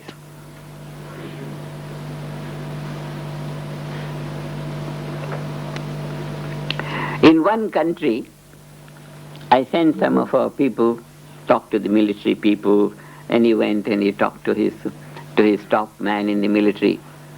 The military man listened to the whole thing because the ideas were very simple and very profound. So he said, then he reviewed his role. He was not the top man, maybe 1 or 2 less in his position. He felt that what is being proposed is very sensible, very wise. Then suddenly he reviewed his position, military's position. He said, what you are saying is all right, but prevention is not in the military code.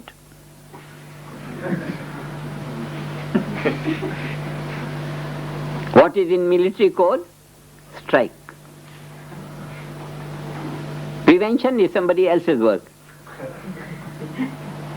If the enemy comes on the border,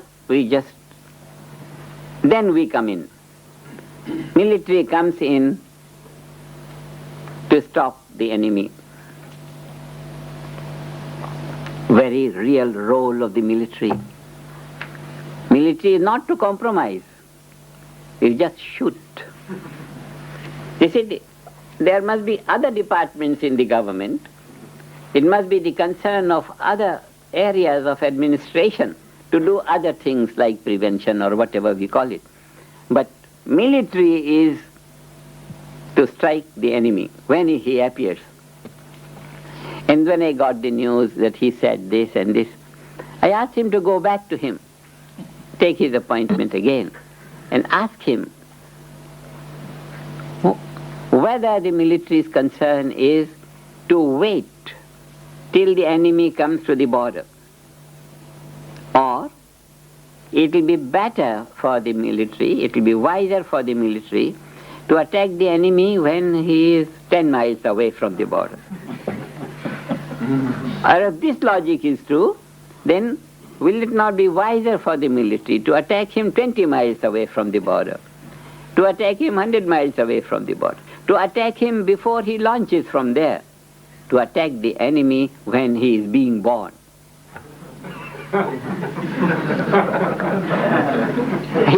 He went to convey this thing, but that time that officer was on leave.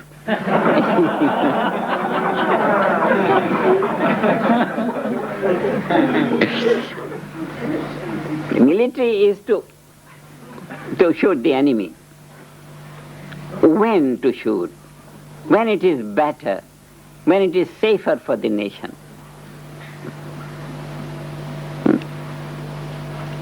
It's unwise, the shooting aspiration of a military, to let the enemy grow and grow and grow and grow and grow and grow, and let him come on the border and then try to shoot. By that time he may be too powerful to push out.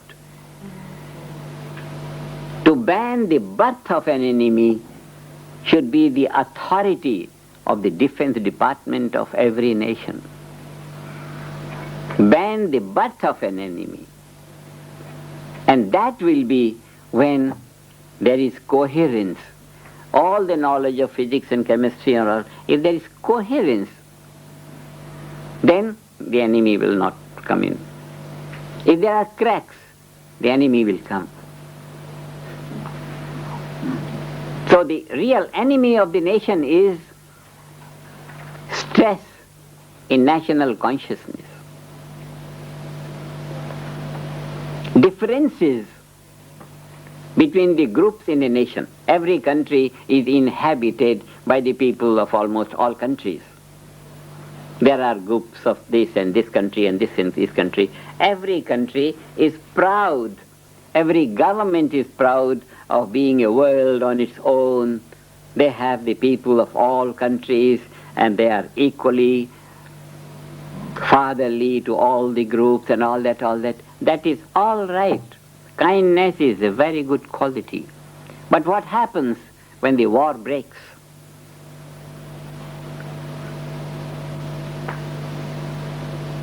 Split between groups of nationalities is completely natural. Christians will go on one group, Muslims will go in the other group, other countries, nationalities, religions, they'll split up during the war. So military will fight, killing the enemy, but these enemies will grow and they'll destroy the king. So the principle of defense is in maintaining coherence in national consciousness. Maintaining coherence in national consciousness. Doesn't matter as many groups, if they are all coherent groups, then defense will be automatic. Automation in defense. And this defense of a country can be given to the young children of 10, 20 years of age. In the schools, we can structure powerful centers of defense that will maintain coherent national consciousness through their regular flying. It doesn't need a military. Military should be there. But the military, if a country has a military, it must have a prevention wing in the military.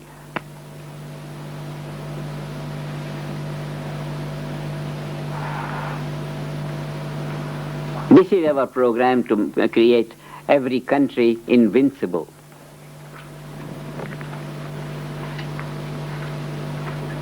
Prevention wing in the military. Prevention wing in the military. This logic is so simple and so beautiful that if you want to create defense successful, you must have the strategy of defense completely within the country. No element of defense, no means of defense should be imported from outside. Any means of defense importing from outside makes the defense fragile right at the beginning.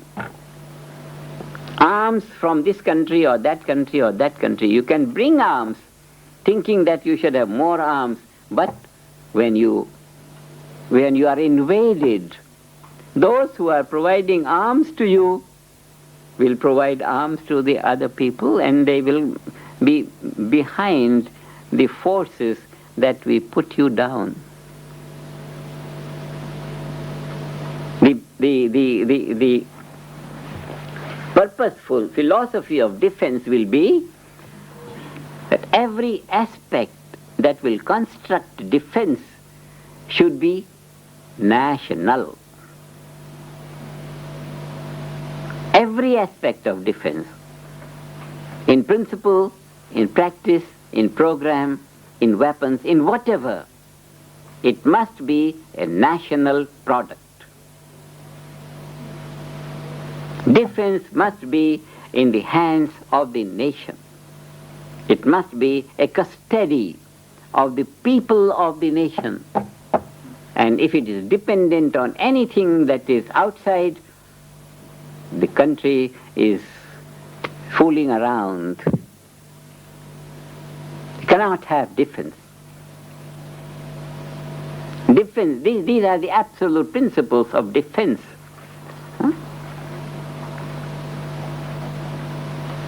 Absolute principle of defense, just like those absolute principles of government, just like absolute principles of education, absolute principles of health, where prevention is predominant. It's the prevention. So all these are simple structures of knowledge, very sound in their logic, simple in their program, fully supported by natural law, already verified by the objective approach of modern science and already verified by the subjective approach of Vedic science. So we, with this knowledge, stand to redo the world in every way. Redo the world in every way. In education, in health, in defense, all these. Defense is a very precious, very precious area of administration. Defense is a very, very precious area of nation's administration. A nation's administration means administration of millions of trends and tendencies of the people.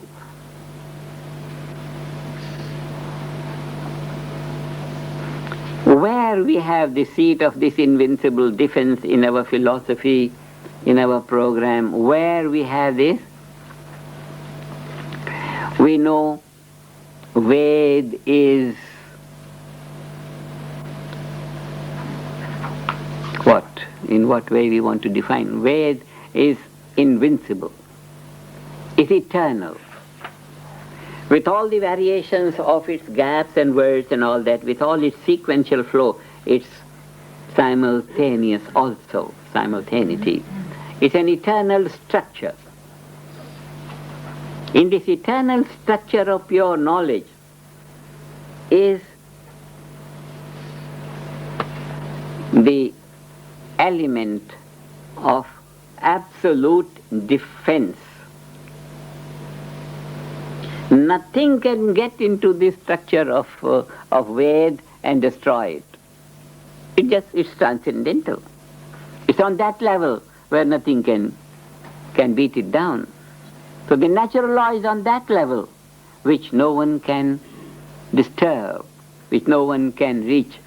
This invincibility. And this invincibility, now we know from the Vedic literature, is made of 27 clusters of knowledge functioning together. 27 clusters of knowledge, all these Nyaya, all this Shiksha, Kalp, Vyakaran, all the 27 areas of Vedic literature, these are all the qualities of intelligence. They're functioning together In their togetherness, the structure is invincible. Why the order is invincible and eternal in nature, in the universe? Why? Because all values of natural law are always thoroughly connected with the source, which is holistic value of natural law. They're all connected with it. And this we see in our study of the Veda and Vedic literature. All these 27 values of the Vedic literature function together. And that's why it's like from a lens you pass the rays and they cone down on one point. And the point is a very powerful point because all the rays are centered there. So like that is the state or situation with every point in the universe, every material point in the universe, every material point in the universe is made of all the clusters of the laws of nature as we find in the Vedic literature, and their divisions and subdivisions, but all of them function together at one point. This is how all the diverse values of natural law functioning together at each point in creation, they maintain each point of creation in infinite order. Absolute defense. From here, we make the principle of defense to be absolute principle of defense if there is coherence in national consciousness. Coherence in national consciousness. Coherence in national consciousness will give invincibility, or we give absolute defense to every country. And if this is the task given to the defense department of every country, then it is the duty of the defense department to have this knowledge of creating coherence in the national consciousness, create a wing, we call it a prevention wing in the military, because military is paid to do the job of defending the nation. They are properly paid. They are properly paid by everyone in the country to make defense meaningful. And if they are not doing the work, then it's the right of every citizen or every other part of the government to give them more skill of defense, give them more technique of defending the nation. Anyone in the nation has a right to suggest to the military that you are not defending myself, I am giving money, I am giving taxes to the government, and the government is giving money to you, but you are not capable of defending my life or my property or my town or my country. And therefore, I want to suggest to you, I have a right to suggest to you some techniques, some knowledge, some programs which will give you that ability to stop the birth of an enemy. And you don't feel angry on me because I am angry on you. I see thousands of years of military has not produced an invincible nation. I know your history, and I see you tracking the same old rotten path of failure. So I have a right, because I am feeding you, I am employing you. I have sent my representatives and they are employing you. But I want you to know that your technique of defense is fruitless. You cannot defend the country because the military, as you are on the same lines as the military has been in the time of all these people who have created a hell in the world. And therefore, you take the lesson from me. This is the voice of Natural Law Party. The voice of Natural Law Party to the nation is to alert the nation that military is not competent to defend you, that your economic policy is not competent to make you prosperous, because economic policy, whatever you are, it's more and more debt and more and more debt and more and more debt. That means economically increasingly dependent on other countries. So economics is increasing dependence. Military is increasing dependence. You depend on your military. Military depends on arms from here and arms from here and arms from here. In every department of the government, this rehabilitation department, law department of the government, filling the jails, it's not successful law department which cannot make the people law-abiding. Education is a failure because education is not able to make the people live up to natural law, live up to evolutionary power of natural law. So each department of the government is a failure, but we are offering success to each department, and we are offering success on the basis of very beautiful principles. All those beautiful principles which are known to us through modern science, different disciplines of modern science, and from Vedic science, and now we know from within ourselves, within our own intelligence that is lively in our own physiology.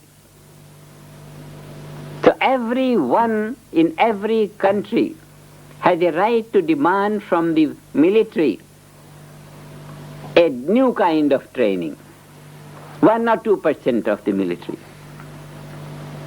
No military can say, if 2% are less, we will not be able to save the country.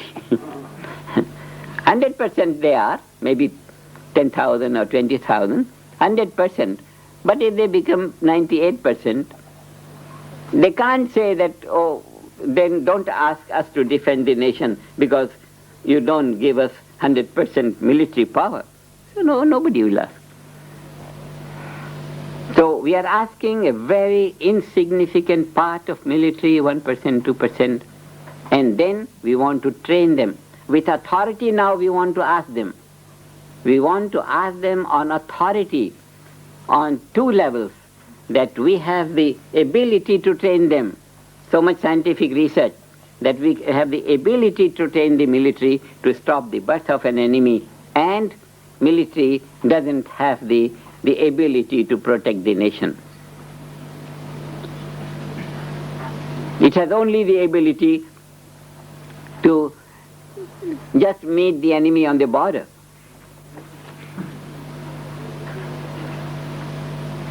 So the situation on both sides, the situation in the world today and the authority and power of knowledge and organizing power that we have in the knowledge of natural law, infinite organizing power, we have the ability to educate them. And to the military, point blank, we say, we will train you. Better you have a new training so that you may really protect the country from the enemy. So far, you are not able to protect the country of an enemy. It's not enough for you to be able to smash the enemy. We demand that no enemy should be born to our nation. And you must have that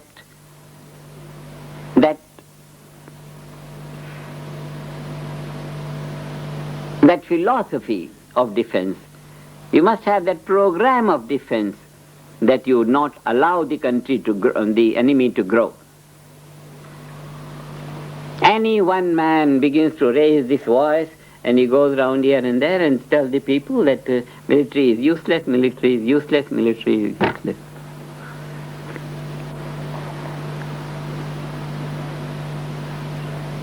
It's a new shot.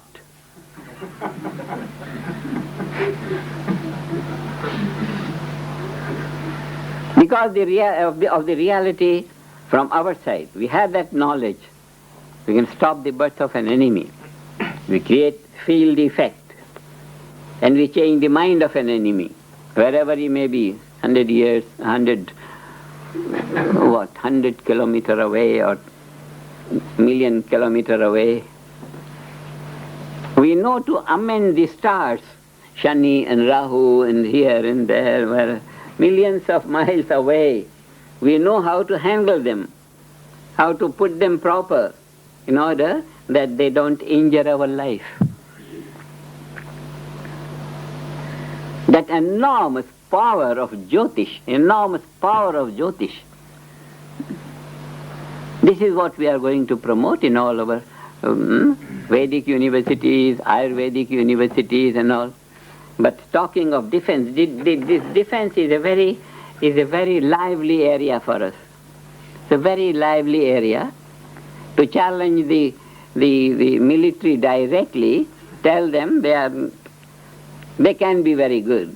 We tell them that you can be very good, but you have to be more powerful. You have to be so powerful that no one dare to raise a finger on you, finger on the nation.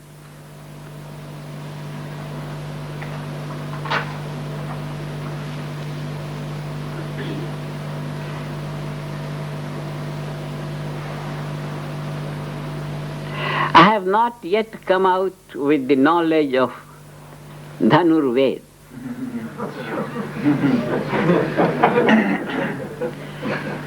That is reserved for the military.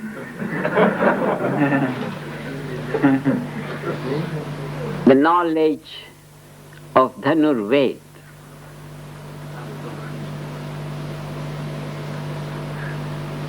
You know the story of Ramayana. Wherever the crow went, the arrow went behind it. This is Dhanurved. We will give Dhanurved. Wherever the enemy will go, there will be your power of changing him. He'll run away because he wants to oppose you. He doesn't compromise with your thought. He doesn't change his ideas. But your power continues to work on him till he gives up. Till he becomes your servant. First friend and then servant. Begins to be your servant. He serves you. That is Dhanurved.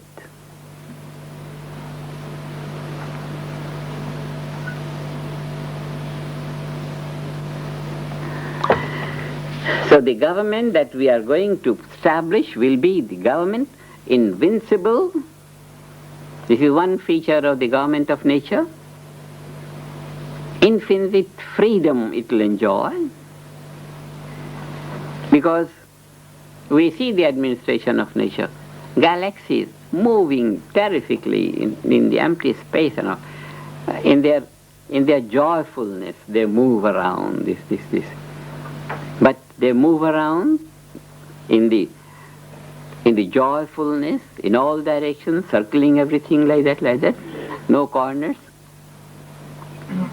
But completely defended. And where is the defense department in the government of nature? It's in the functioning of all the laws of nature in their unified state, in every point in creation. Unified fields all over. Creating that field effect is the purpose of the government. The purpose. And we are going to create a government which will be so purposeful. We are creating a government which is so purposeful.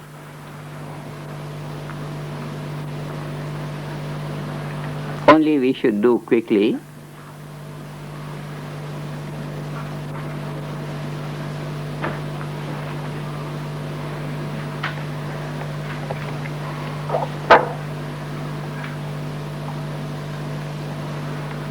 We are rising to purify the world And the world has been so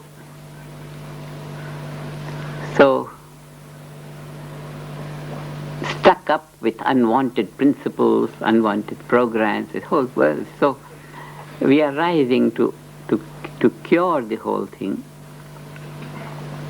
Only 37 years have gone, and these coming years begin to show some sign of some first ray of the rising sun, something. But this is the time that we will be, we have planned today, even since so many years we have been working on this health, to create a disease-free society, and all those programs of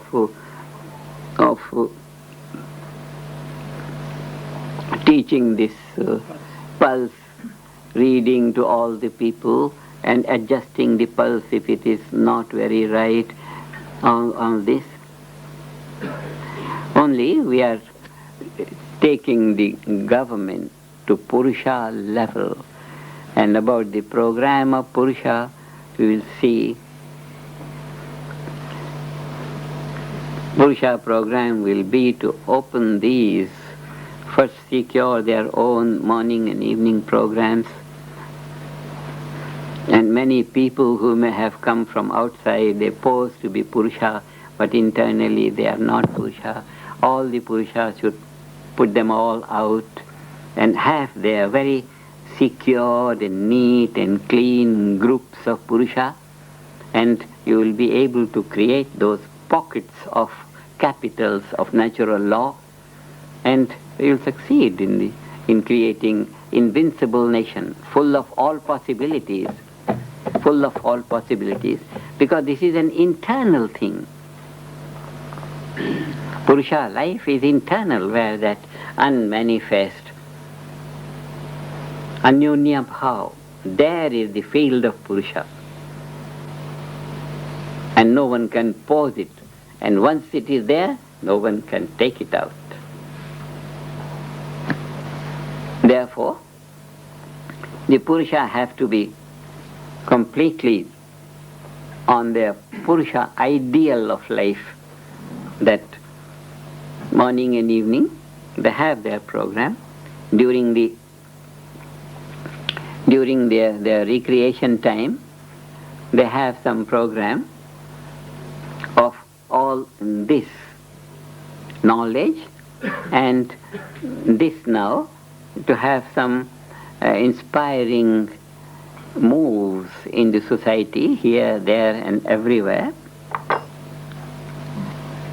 And one thing is happening good in United States, that Purusha have taken to build the spiritual center of America. That will be the spiritual capital of the country.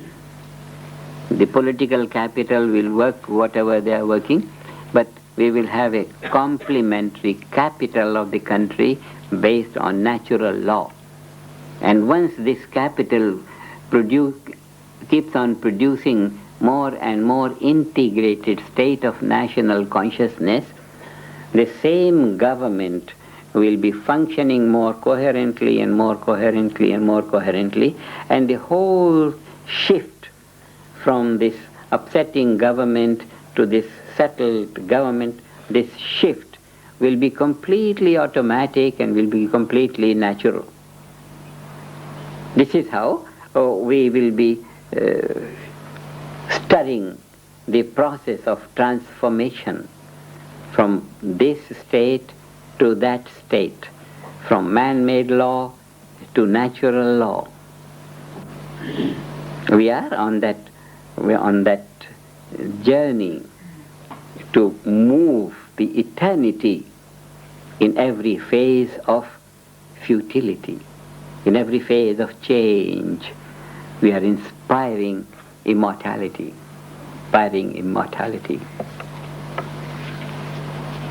So our line is clear.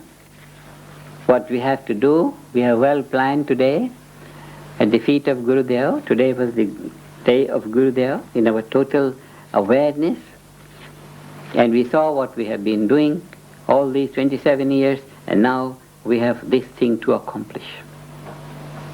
This is accomplishing total value of life, in order that every phase of daily living be blessed with perfection. Perfection in every profession. So we feel very blessed for this day that we did puja to Gurudev, an international offering of our achievements, memories of the past years, and now our role for all future, for all good to all mankind. All the criticisms that we have made today for all these powers who may be very terrible to us, these destructive powers in the world, but we hope that the evolutionary power of natural law will awaken the interest of these arms-producing countries, and someday, sooner or later, they will realize. I have already heard that Pope wants to make statements and beg the whole population of the world for the mistakes that the Church had made during the past centuries. The cardinals come to him, say, no, please don't make this thing, because the organization will be very much hurt. But the Pope, in his matured age, had that sense that the Church had done wrong things, and we want to pray to God to forgive the Church. Same kind of goodwill we are waiting to see dawning in the arms-producing countries that supply arms to both sides. But all this is completely natural if the world consciousness is not fairly integrated. All these trends and tendencies, all these wrong thoughts, they think they are helping the people. The argument of the arms-producing countries is, we are helping them to save themselves. The arms are being provided to the children when they go to school so that they may save themselves. Such wrong angles of thought are cherished only in a stressful atmosphere. When the atmosphere loses stress, then these which we think are wrong angles, they will get transformed into right angles of thinking. A different kind of logic will float in society. A different kind of logic will float in society. That is why our program is to have these capitals of natural law everywhere, small capital, little bigger capital, little bigger capital. But we should start to accumulate these capitals, start to have this open schools, colleges, universities everywhere, which we are already doing as much as we can possibly do. And this present military, we'll ask the military to be responsible to their own duty. We can hold discussions with them. We can invite the chief of the military, or he can send his deputy, generals. We'll hold discussions with them. We can have open discussions with them. We can have quiet discussions with them. We can stage discussions openly on the television, open on the radio. Can you really save the country? And what is the way you can save the country? They'll say, anyone who comes from south, we have a battalion in the south, anyone who comes from the north. We have a battalion in the north. But we say, but would you be able to stop the birth of an enemy in Nigeria? If the power, the president of Nigeria, supposing it's a military power, it rises to invade, can you nib at the bud what you have in your authority to stop the enemy of Germany growing in Nigeria? Say we have to just watch and watch. You say yes. You let the enemy grow and grow and grow, and you watch and watch and watch, and let him grow and grow, and you watch and watch. Is this logic sufficient enough to make you successful as a military man? Can you stop the birth of an enemy? Can you really save the nation?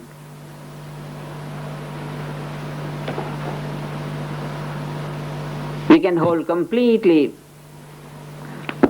open discussions, bring this out in the market, bring this out in the media. You say, unfortunately our military is not able to save the country. Just as our government is not able to do justice to our economy, justice to industry. Whosoever is earning more, they take away all his money. Is it doing justice to those who are creative? It's a terrible thing. But I think this military thing will be very interesting for us. To our own military, we raise the point everywhere. We write to them, we write in the magazines, we tell, we speak out in the television that we don't think military is doing justice to the taxpayers' money. So this is a new approach for invincibility. Convincing the people is just an idea, just to convince the people. Can a destructive approach be protective approach? That's all. I think this is one thing very, very good that came out. And then all avenues of our education, health, and all that we have been, all that we have in our university. In this our paper on natural law party, all these various things, they are beautiful. They don't have to be changed. We'll continue on that, and we continue purifying national consciousness. But we attack the military. We attack military, we create new capitals. And we say, the government cannot succeed as long as they are sitting in that building. Look, that door opens to south, and that whole thing is full of pollution. So we want to have a neat, clear, clean, pollution-free environment for our decision-making people, for our law-making people.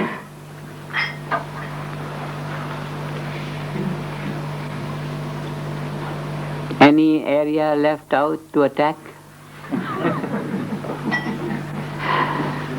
I think we have considered all the things. This has been very, very enlightening Guru Purnima, out of the tempo of all positivity gathering in all these 37 years, and now it's blossoming of the fountain head in all directions. Knowledge in all directions from the fountain head of knowledge, organizing power in all directions from the fountain head of organizing power.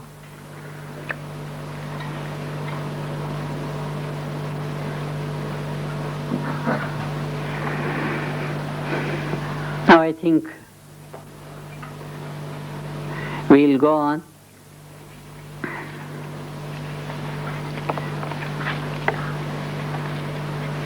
I would like to say a few words on Benny's movement. Benny's movement has a one slogan, one world, one government.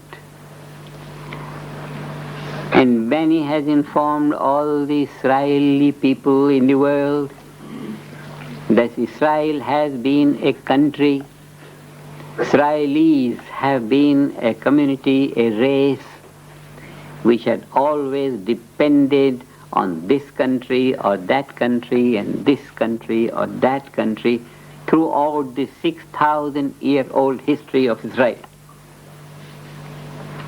And now should be the time for Israelis to form the capital of one world, one government.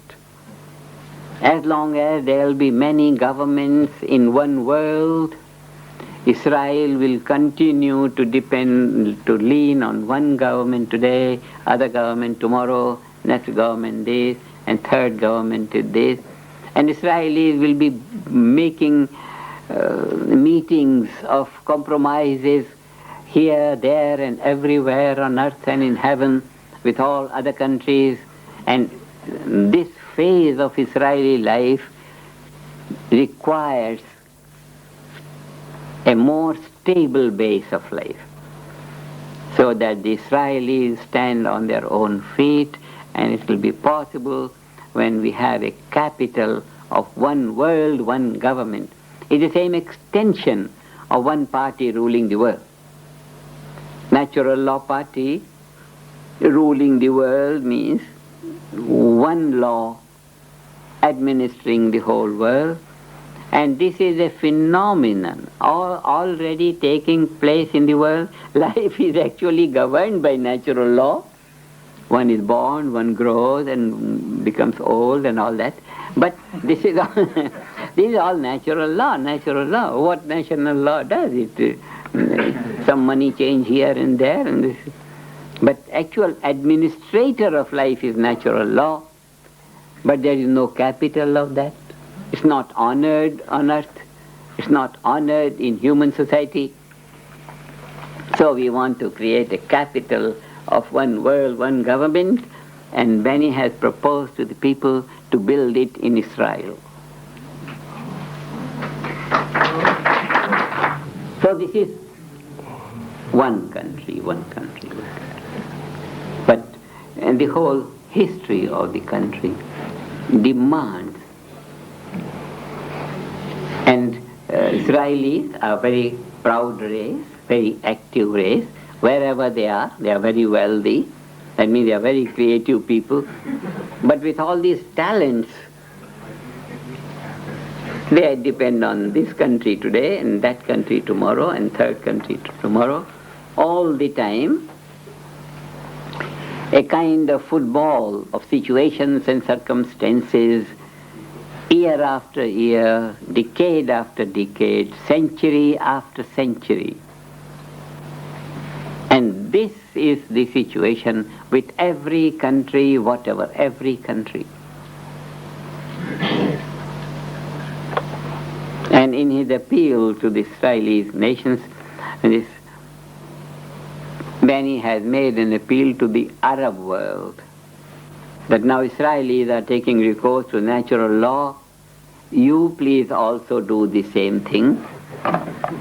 We will welcome you, we'll give you knowledge. You also do the capital of one world, one government. So there will be one government of natural law based in Israel. There will be another government of natural law based somewhere in the Arab world. So this was a very beautiful gesture, because both have been made to conflict with each other time after time and time after time. This is on the secluded field of international politics, secluded area. When we say this community, that community, this community, that community. And natural law, when we enliven, it's a global enlivenment of all possible races, all possible cultures, all possible languages, all that, all the whole thing is very cosmic, very cosmic. So every move that we are making is a grand move, and we are on a phase transition, knowing that every transition that takes place in the field of the self-referral consciousness, and knowing how unity becomes diversity, having all those beautiful knowledge, we have programmed for all people in the world a very beautiful holistic awakening in the world consciousness, starting from each national consciousness. And it will be a joy today not to lose one very beautiful event that has taken place in the world. Tony and Bevan toured India, and I call that tour, their tour, as the tour to inaugurate Vedic civilization in India. They went round most of the very profound places of these medical colleges, and spoke to the doctors, this Veda in the physiology and all that. It was a great attraction, and very enlightened doctors. So Tony asked them if they would come out of their very precious profession, which is absolutely needed for the benefit of all their people, all their patients and all that. Could they take off some time and go to some different countries and give this message that there is the inner administrator of everyone's life, in the inner intelligence of everyone's body. Very beautiful response from the enlightened doctors, and out of them 10, 12 doctors, 15 doctors, very high in their profession, and they offered to come out. They came here, and from here they went out in all these different countries, and they have come back yesterday or today, and I want to hear their successes, and we will have them to say some things. What is the report? And these are those different offerings that we are making to the lotus feet of Gurudev on this new planning of the world, because a sick world as it is must be made non-sick, can only be done by the doctors. They are downstairs now, ready to say a few words. And then there is that something there? Yes, there. So now is the time for doctors to come out with their achievements in every country. Yes, we have 12 doctors from India and 4 from the Middle East also, who actually joined this beautiful tour. They are with us in the hall downstairs. They're preparing to give us some of their comments. Some of them are still touring in different parts of the world. We have Dr. Varma and Gulhani. They are 2 top neurologists from India. They have done Madagascar, Mozambique, South Africa, Zimbabwe and Kenya. We have Dr. Bouchareb, who did Morocco, Algeria and Tunisia. Dr. Kanigdale and Babulkar, who did 11 cities in Brazil. Dr. Baheti, who did Ecuador, Colombia, Uruguay, Peru and Chile. Dr. Bijwe, who did Trinidad, Guyana, Suriname, Barbados, Dominican Republic, Panama, Costa Rica, Nicaragua and El Salvador. Dr. Turel, who did Russia, Czechoslovakia, Hungary. And Dr. Caracas and Oskaya, who did Turkey and Egypt. And some of them are here with us, and they would like to make their comments on this tour. Is the system ready? We can ask Dr. Turel, who's a top neurosurgeon, world-renowned neurosurgeon from Bombay. He's the head of the Department of Neurology and Neurosurgery in the Bombay Hospital. His achievements have been recognized internationally, and he even is about to enter the World Guinness World Book of Achievement in his achieving certain neurosurgical procedures that no one in the world was able to achieve the kind of things that he has achieved. He has published extensively and produced, also worked on new techniques and approaches in neurosurgery. And he has done a tour of Russia and a tour of the Czech Republic and Hungary, and will be touring other cities and countries in the world in the near future. Is Dr. Turel would like to make his comments on this beautiful occasion of Guru Purnima? Jai Gurudev. Maharishi ji, it was a pleasure and privilege to have been here at this Vedic Institute, and to first of all to see you and meet you and to receive first-hand knowledge in such a simple and an organized manner from the vast and the infinite reservoir of your experience and wisdom. It was an honor for us to gain this knowledge of Vedic physiology, to which we were first exposed when Tony came down to Bombay. And then we learned much more after we came over here during an intensive course of training. And this we unfolded before scientific circles in various countries, not to mention also the meditators and the press and TV media and various other non-scientific people with whom we discussed. I first visited Russia, and the first station was St. Petersburg, and the second was Moscow. In St. Petersburg, I had an interview with some scientists in the Russian Academy of Medical Science, and it was their opinion that Russia has many sick people already, and particularly after a recent change in the type of government and communism having gone, there has been a lot of turmoil in their society. Western methods of treatment are expensive and often unavailable. And there was some interest already in the herbal medicine and herbal medical methods, especially they have a doctor already working on some aspects of herbs. They knew about some traditional methods. They already heard about transcendental meditation, and there was great interest in TM. But somehow it has not been adequately understood, and certainly not very widely practiced as it should be. And it was his opinion, Dr. Achkinokov, who told me that meditation helps to settle our systems and especially augments the immune system response, and could possibly be used or very useful in depression as well. We moved on to meet Dr. Orlov, who is the chief of the Department of International Scientific Relations. And I thought he was an important man because he was communicating with the international community and also was a member of the Russian Academy of Medical Sciences.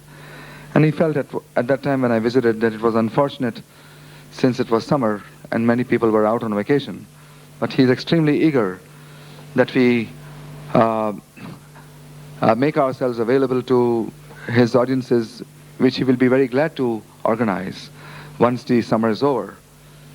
And he was particularly keen on structuring a system by which we could treat and by which we could educate people in the Ayurvedic form of medicine. Now, in the process of obtaining, there was a suggestion from him that there was they are already in the process of obtaining a license from the Ministry of Health for practice of Ayurveda. I also went on to meet Professor Kukes, who is the head of a 240-bed hospital for traditional medicine, and he wants us to, almost within a few minutes of my talk with him, he wanted us to sign a contract, to try a contract for exchange of ideas and information and knowledge on Ayurvedic medicine and on Vedic physiology. We had a very active Ayurvedic doctor called Dr. Mary, who was telling me that they are in the process now of obtaining a license from the Ministry of Health for practice of Ayurveda.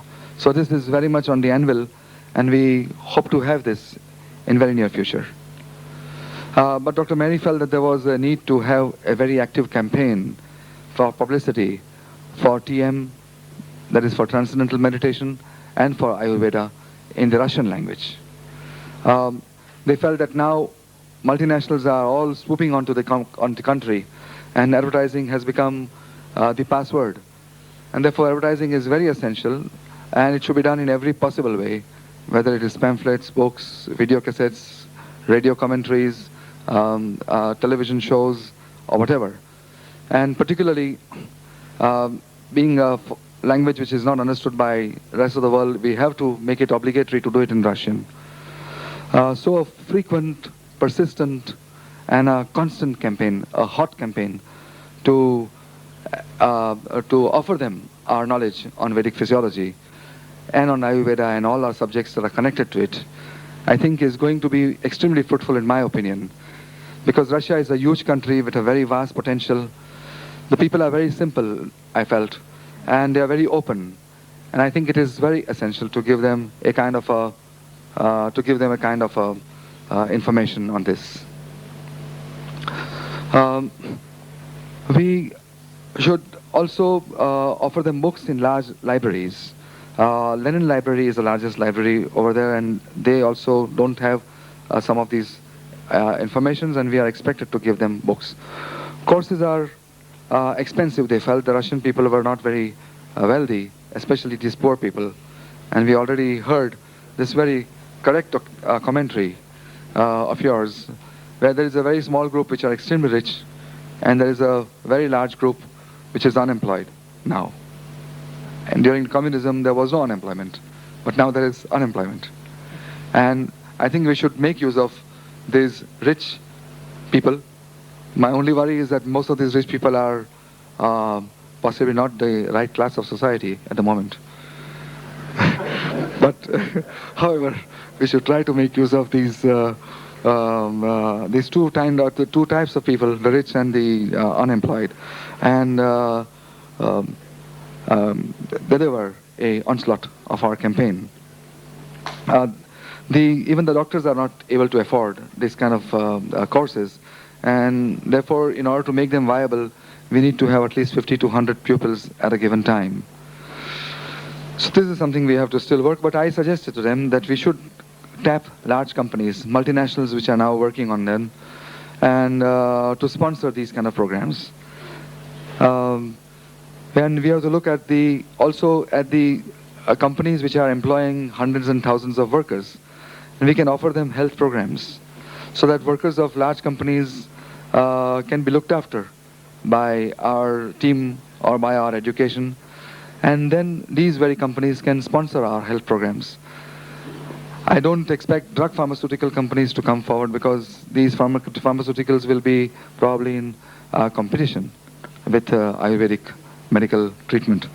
But we can talk to the various large companies now. And finally, we have to emphasize on cost effectiveness of Ayurvedic medicine, because this is what they will be able to afford. Western medical treatment will be difficult for them to afford and very hard for them to take. So we should also emphasize on cost effectiveness.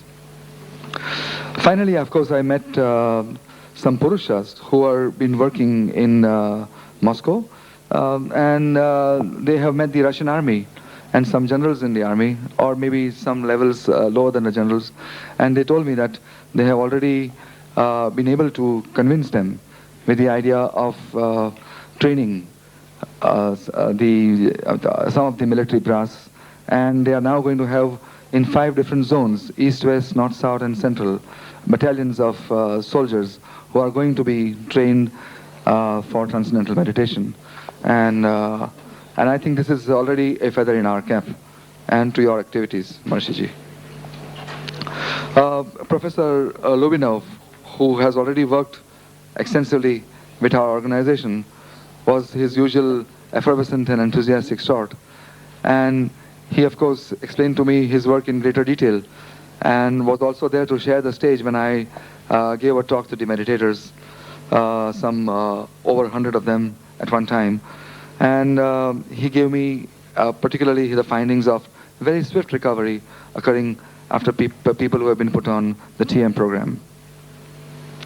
So this was, I think, a brief eye on the Russian events. And then we moved on to Budapest. Sorry, not Budapest, but Prague. And in Prague, we had a very active lady, Sidoniv, who arranged a couple of lectures for me in the Department of Neurology at the Charles University. And I had some connections with the neurosurgical department, where also we have had these talks. In a gist, as Sidonov herself put it, I'm told that she is also here. I don't know if Sidonov has come over here, but she told me she's going to come for this meeting for Guru Purnima. And she told me that the people were simply overawed by this wealth of information that has now been generated and been passed on to them. And they want to have, again, they have already videotaped my 2-hour talk over there. And they have, they are going to see it again because, it was translated and then passed on. So it was not in one language. And there may be some gaps in their understanding. They're going to review the videotapes again and again. And I'm sure they will be having, they already had some questions. I was fortunate to have a physiologist with me, a neurophysiologist who was a local lady, Sec lady. And she was also very enthused. But Sidoniv said that people were simply stunned and they were impressed by this very large volume of knowledge that had suddenly been hurled at them in one short time. Dr. Tony Nader's book, of course, needless to say, has everywhere been appreciated. And it has been in great demand, extremely great demand, and they want to have these books very quickly translated in the various languages so that they can have access to the copy. And as I already said, that is going to be a hot seller. We moved on very within 3 days to Budapest, and I was very impressed by a very young and active group of this movement, about half a dozen young people who organized their meetings in such a way that I had not a moment to spare from the time I reached the airport to the time I left it. So right from the moment I entered Budapest, I was immediately confronted with the translator who wanted me to give him a gist of my talk, which was to take place in another 3 or 4 hours. So I sat with the translator for 2 hours, and just after a shower I was there talking to the audience, almost getting breathless, and I really wonder how you make these long talks. But I had to talk to the press for 2 hours, and then I had to talk to the medical audience for 2 hours, and then I had to talk to the meditators for another 2 hours. And looking at the effortless ease with which we have gone today, you in fact became stronger with every with every minute. But I must say that it was an experience. I would prefer to do neurosurgical operations, but not talk for so many hours. So, but this active group kept me very busy, and I thought it was my obligation to them as well as much as it was to all the people who have taught me whatever I've learned. And we had to pass on this knowledge on Vedic physiology, and they were very receptive. They were so receptive that one of the press interviewers was already armed with those video cameras, and I was immediately on Hungarian television before I knew it. And soon thereafter, after these talks, we had, of course, the usual questions. But the next day, we were again facing the camera for another Hungarian channel, and that was for a scientific program for half an hour. And we were on the science program. But this program will, of course, be translated and edited, and it will come only on 8th of August for half an hour slot.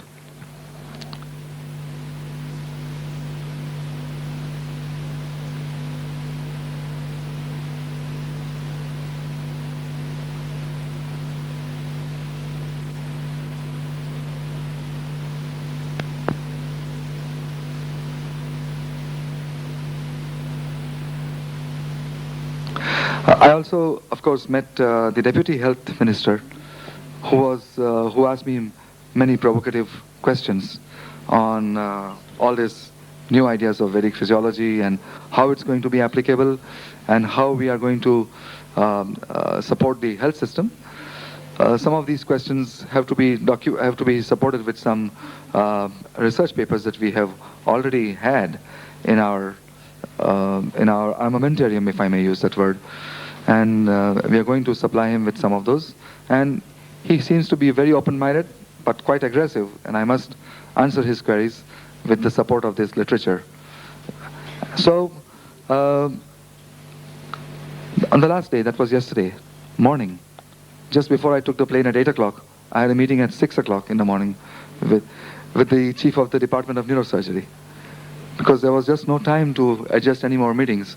So we finally met at 6 in the morning, and we discussed whatever we had to in the next hour or so, and I just managed to get the flight 15 minutes before it took off. And I must say that it was an extremely good and rewarding, enriching experience for me. And I think there is a need to, in a nutshell, there is a need to quickly promote what we have already spoken about in as many languages as possible, with as much literature as possible, with as many workers as possible, and with as many doctors as possible. I think people are going to listen to doctors. They are not going to listen to people less than that. And the only way to get this movement really launched on a firm footing is to get as many doctors as possible to talk to them. Because after all, doctors are people who are dealing with the mind and the body. And they are the best ambassadors of conveying your knowledge on Vedic physiology. Thank you very much, Maharishi, for giving me this tremendous opportunity of learning from you and also of dissipating this knowledge which I learned from you. Thank you, and Jai Gurudev.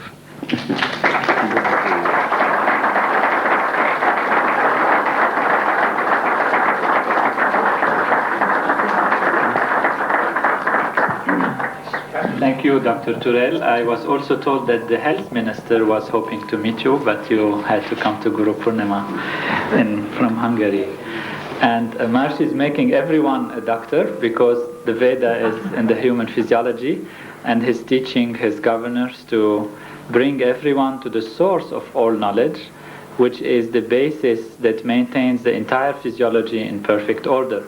In fact, as Maharishi was talking about defense, I remembered an event personally when I was in the United States, had finished my studies. I was approached by a computer company, which works with the military, and they said that they would like to see if I can work for them to tell them how the physiology works so that they can use the basic principles of the human physiology, particularly the human nervous system, in their defense and in their military strategies. At that time, of course, I was not interested in that because for many reasons. And now I feel the fulfillment of being able to publicly answer their question, and as Maharishi is bringing out his absolute theory of defense, that is the way the physiology works, is that it refers back to its original self. It works as an integrated, holistic functioning, even though every cell and organ has a different function. Many cells and organs have completely different and apparently opposing activities, yet the whole human physiology, which is the embodiment of Veda, functions in a totally integrated, totally coherent way. The human physiology, in fact, in every cell we have the DNA, and as Maharishi was discussing this theory of defense, absolute theory of defense, I realized that every cell has the total DNA within it, even though it is not needed in a superficial appreciation, because if a liver cell is performing a certain function, only certain aspects of the DNA are actually manifested and the others are seen or thought to be dormant. So you have different cells, millions of kinds of cells in the body, but every one of them has the total DNA within it. If one wants to think in terms of economy and evolution, one would think that the human system, instead of constantly replicating the whole DNA in every cell, because these cells are constantly growing and being reproduced, one would think that every cell would take that chunk of the DNA, on which its specific functioning is performed, and just replicates that when it creates new cells, because these cells in certain organs are replicated every week. So much energy is used to keep replicating the entire DNA, and from an economic evolutionary perspective, one would imagine that this is a waste for the cell to keep replicating the entire information of the entire physiology in every single cell as it replicates it. It would have eliminated it if it was not necessary. And the reason is that every cell, even though performing different function, has to have the total knowledge available within it about the entire physiology. And that is how our human physiology functions. The security for the human physiology to be invincible is that it is constantly functioning on the holistic basis, which maintains its entirety in a coherent, balanced way, and does not isolate any aspect from any other aspect. And that is the basis of defense that Maharishi is telling us. That going back to the source, to the invincible source of the total power of natural law, one can maintain order, and one can allow everyone to fulfill his or her desires in perfect fulfillment without restrictions, yet the desires and the individual needs are in no way, at no time, an obstacle to the fulfillment of everybody else's desire. The DNA also secures that no foreign no cell of a foreign nature is allowed to grow in the system. This is one of the basic implications of the immune surveillance, in which before the birth of any cell that is not in tune with the entire physiology, that cell is automatically prevented from being born, because there are certain proteins that are created that are detected by the immune system and automatically eliminated. This immune surveillance kills the cell before it is actually born and allowed to replicate, and this ensures that the body is constantly invincible, even though the possibility of growth of abnormal cells might come there, and the system is based on the fact that the immune system recognizes what is called self and non-self.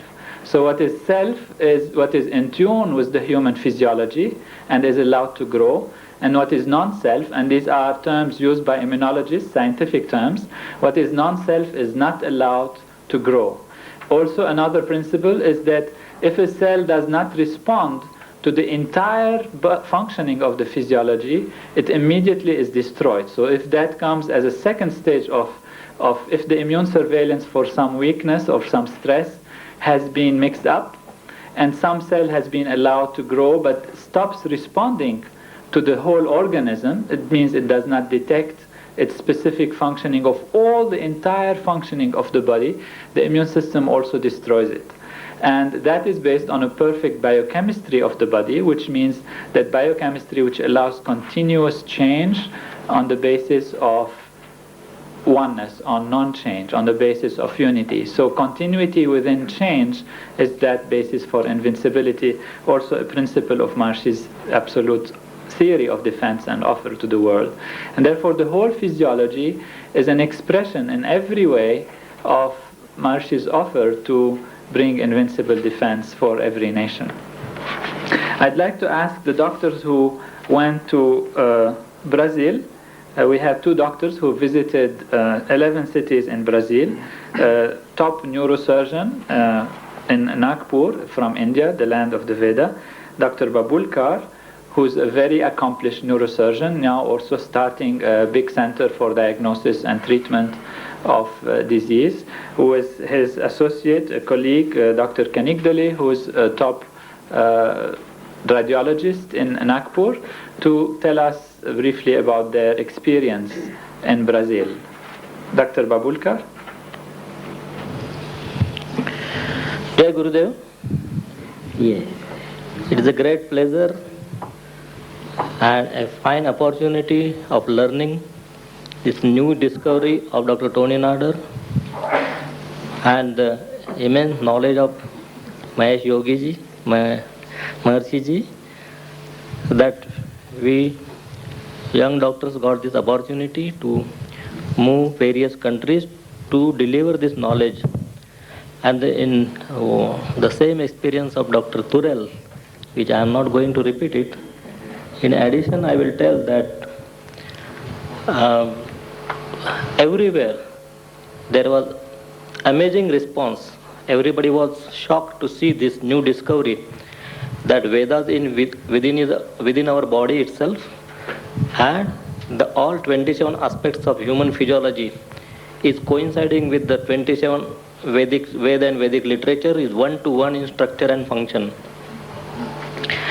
So how it is useful to the human life?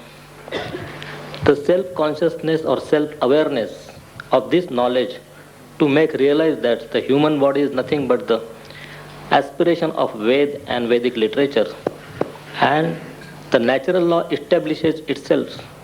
So the literature which is in flow from past thousands and thousands of years in form of Sanskrit slokas, which is this discovery proves that our great ancestors have already written this knowledge many years back.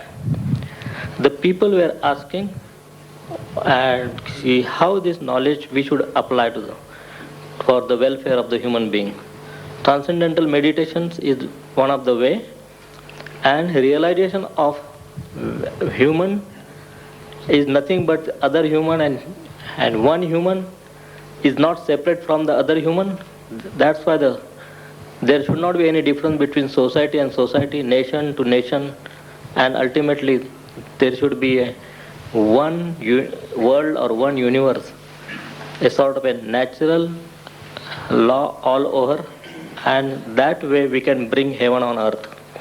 The second question was about Ayurvedas. They were asking, are you Ayurvedic practitioners?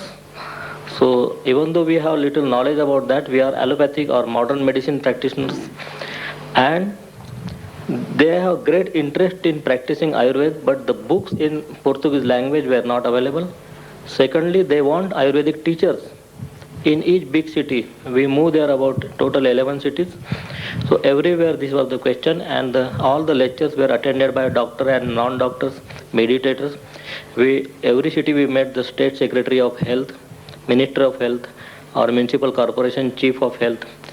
And there is a body in Brazil of all pathies of medicine together, and they are planning to include Ayurveda in that form of therapy. For that purpose, they want more and more teachers or the learned person in Ayurveda who can convey the message or knowledge of Ayurveda in their language, the books to be translated in Ayurveda, and importance of Ayurvedic treatment. That is in a nutshell. Thank you very much. Jai Gurudev. Thank you, Dr. Babulka.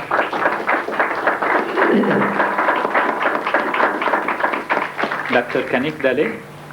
Jai Gurudev, His Holiness Maharishi Mahesh Yogi Ji. I had been to Brazil for 5 cities, and I discussed and told the persons of Brazil about the discovery of Dr. Tony Nader and Maharishi Mahesh Yogi of human physiology, its expression in Veda and Vedic literature.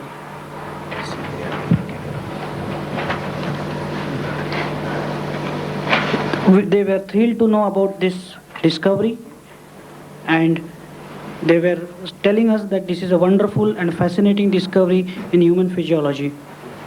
All the doctors were pleased to know that the clinical importance of this discovery and its application for the prevention of diseases and in the upliftment of human beings. Most of the doctors want to be associated with this institution and learn more about the subject. They want to use this method of transcendental meditation for their patients. Few of them are already using it, and they are getting very good results. For non-medicos, they want to open a Vedic university for teaching this subject to the students of Brazil. We also met few ministers, majors, and secretaries of health department. They showed us a good interest in the subject and agreed to apply few schemes in government policies. The press media and their representatives showed good interest in the subject and gave excellent coverage in the papers and magazines. 80% of the doctor wants to learn and practice Ayurvedic medicine. They want to start courses in Brazil or should be allowed to come to various universities of Maharishi. Dr. Tony Nadar's book, its presentation, printing and photography presentation was highly appreciated. Everybody wants to have one book in their library. Most of the doctor wishes to have a continuous communication in future, and it will be nice on our part to have an addressograph all of the interesting doctors and to send them the information about our institution. I had a very good accompanying governor, Jamie Torres. He was very helpful to me. He translated all the lectures and he was really knowledgeable about the TM. To conclude, I would like to say that we have learned from this tour and it was a memorable tour. We wish to continue this movement in India, and at the same time we look forward for another discovery of Maharishi and Dr. Tony about the human pathophysiology, its expression in Veda and Vedic literature. Thank you. Jai Gurudev.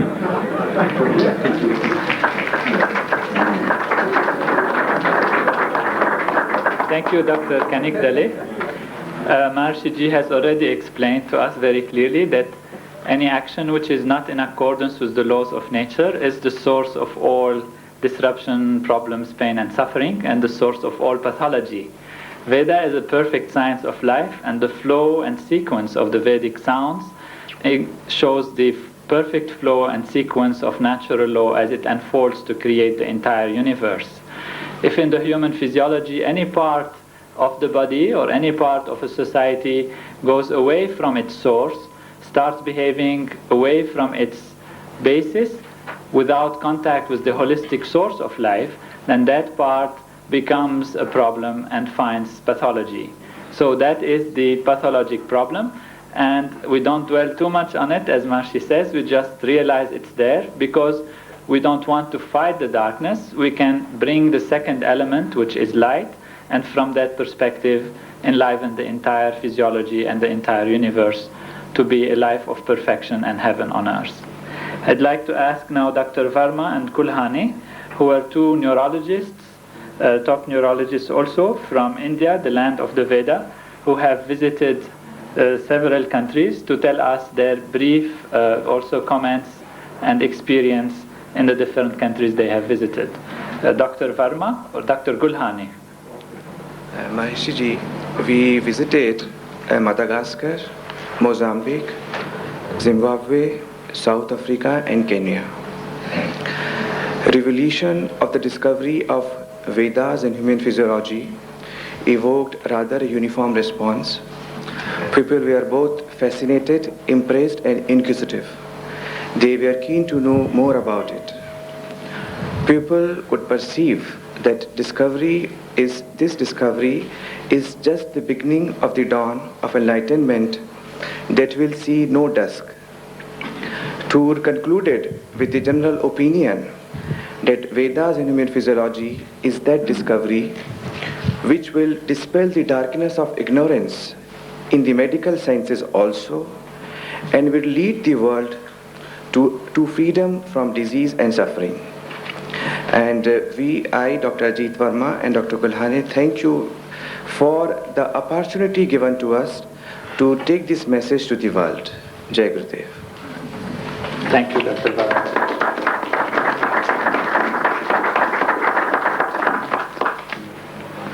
Dr. Kulhani? Thank you, Maharishi Ji.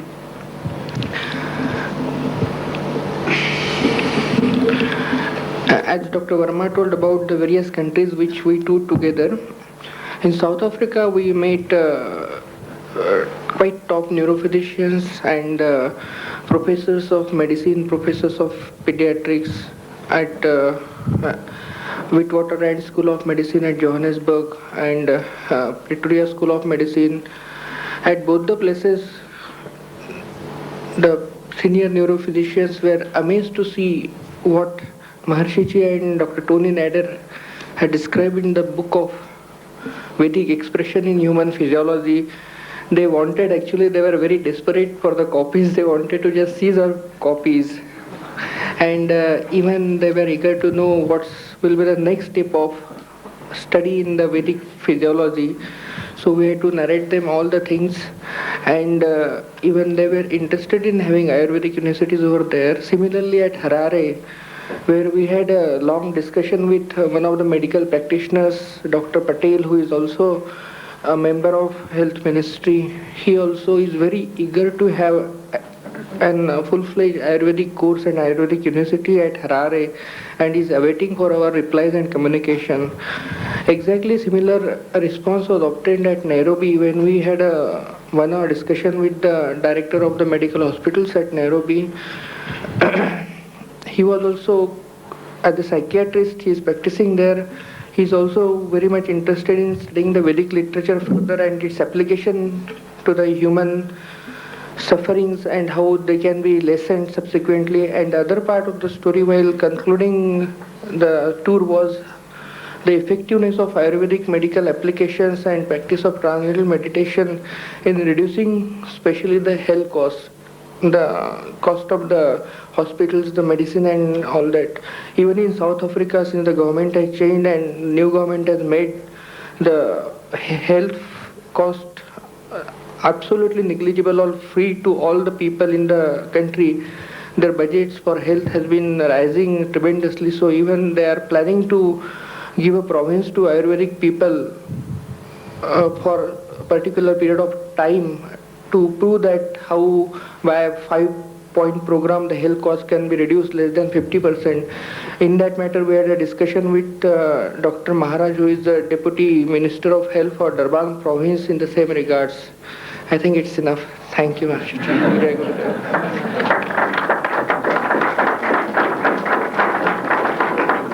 Thank you, Dr. Verma and Dr. Gulhani. We have also Dr. Baheti, who is from Nagpur, a neurologist and neuroendocrinologist, who has also had training in Ayurveda and has been now taking the total knowledge of Ayurveda from Maharishi Ayurveda as bringing together the entire Vedic knowledge to become the perfect knowledge and perfect science of healthcare for the entire world. So we asked Dr. Baheti if he would like to comment on his tour. Jai Gurudev Maharishi Ji. It was indeed a great pleasure to be on study cum lecture trip for visit to Latin America, Ecuador, Colombia, Peru, Chile and Uruguay. We had common meetings. I have met doctors also and general people also, and experience was very uniform everywhere. Everywhere it was overwhelming response. At Bogota, at Medellin, I had 250 and 350 people attending my conferences there. Doctors were very much impressed and amazed. Many of them were fascinated to see this discovery of Veda and Vedic literature and the correlation. Many of the doctors wanted to know the effect of further usefulness of this discovery in form of therapy or treatment of the patient's diseases, where I had explained them that most of these is for prevention of disease rather than therapy. We don't want disease to come up. There is no question of treatment. But still, many of the experts, they felt that since diseases are prevalent and these things, we should have some studies over these aspects. Many of the doctors also expressed to learn TM so that they can guide their patients, they can help their patients, how it can be helpful in these matters. They were amazed to see the enlivening of physiology by transcendental meditation and its benefit when I had narrated them. All the doctors were very much interested. Many of them, I had brought down interested doctors' addresses with me so that we can keep in contact with them for further studies. We have met various universities, medical universities I had been to. For them, it was a new knowledge totally. Initially, they were not receptive. They were saying, you are trying to teach us some religious thing, traditional thing. But I had to explain them, this is in the interest of human mankind. It is interest of preventive health or preventive medicine. And at the end, towards the end, they were very much impressed. We met health ministers at different states. Again, initially, I met with some resistance, but then I was able to convince them that really this is helpful. At Lima, the Vice Health Minister whom I have met there, he said ultimately it seems that transmeditation medication is essential for everybody in human life. At Chile, they have a separate department of traditional medicine in health ministry. And there were 6 doctors in charge. And I had discussion with them for about 45 to 50 minutes. Even the in-charge minister there, who came for few minutes, he stayed for full 45 minutes with me and participated in discussion. And they were very much impressed. And they said that it needs further workup. Probably their ego was coming in way to accept it straight away. But they were impressed and yes, it needs further workup from therapeutic point of view, from treatment point of view. We had interviews with the press, with different health magazines and TVs also. At Lima, there was American channel was there, channel 4 and 5, where 10 and 12 minutes each interview was there.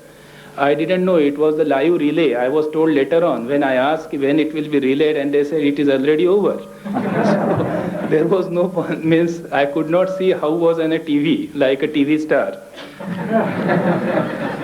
At Colombia, Medellin, TV reporter initially said that he has only 10 or 12 minutes for me. And he was very much impressed and amazed to see this discovery. When he went to TV Center, his editor sent him back again to the conference saying that such an important thing and it is very interesting. And he has recorded whole of my lecture. And it was to be telecast few days later. I don't know what had happened to it. There was tremendous interest in Ayurveda. Lot many queries people had, and I was fortunate that I had graduation in Ayurveda also, and I knew Ayurveda quite a lot, and I could satisfy their queries. And everybody was interested at every city that they wanted to have clinics of Ayurveda. Many doctors have expressed their desire to join to have the courses of Maharishi Ayurveda, and probably they will be writing to international office very soon. Well, in short, I can say that my trip to this Latin America was a great success, and I am really thankful to you for giving me this opportunity and honor for sharing my knowledge with all these my medical colleagues. Jai Gurudev.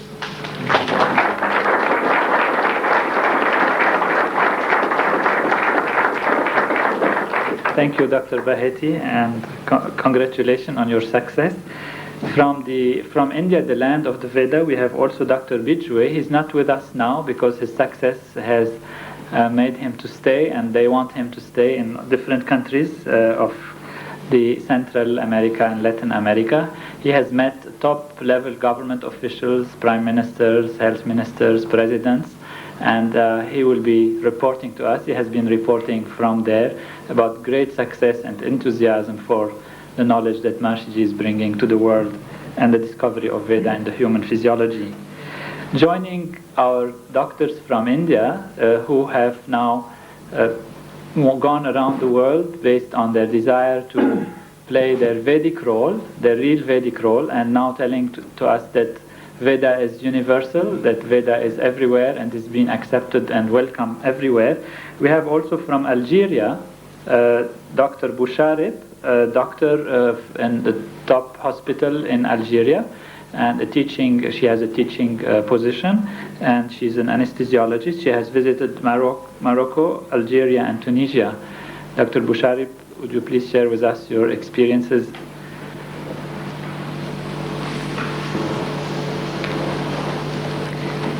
My tour in North Africa, in my home country of Algeria and the neighboring countries of Tunisia and Morocco. I have received a lot of support from the local Sidas and governors of these Muslim countries.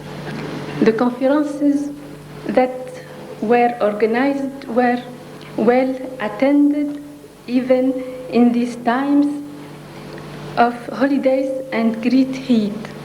This presentation of the Veda in the human physiology, the result of Dr.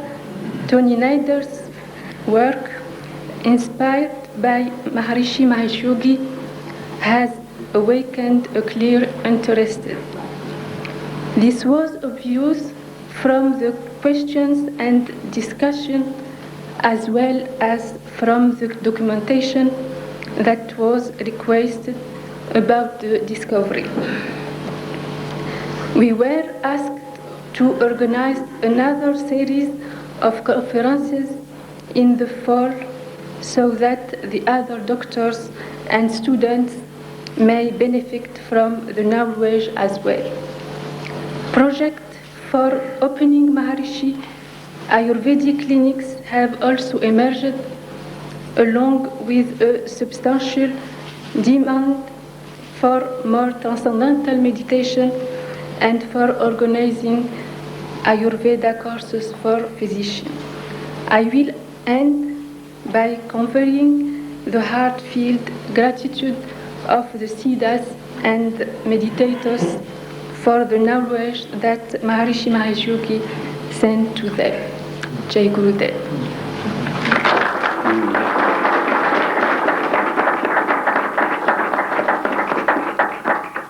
Thank you, Dr. Busharib, for bringing the knowledge of supreme knowledge of life to some of the Muslim countries in North Africa and creating the basis for international integration everywhere.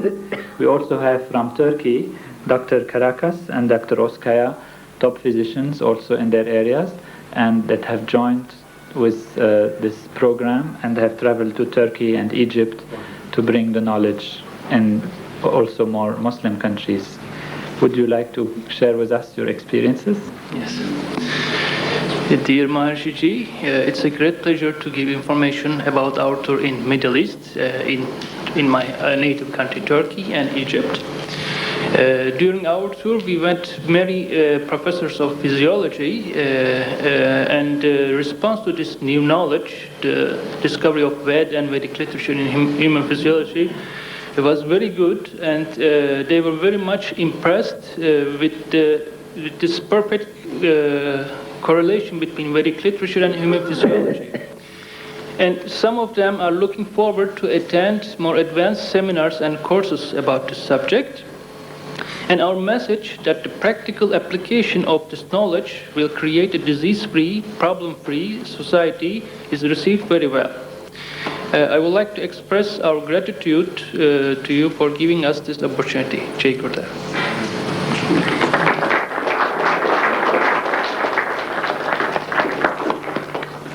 Thank you very much. This was some of the doctors that have traveled around the world to inaugurate the Vedic civilization everywhere, a civilization based on Vedic. Vedic means pertaining to knowledge and means total perfect knowledge of life with its organizing power.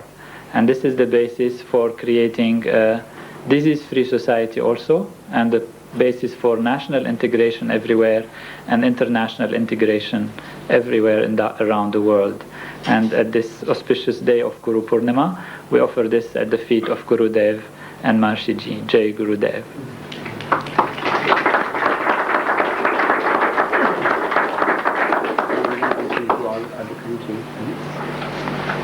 In brief, I mean,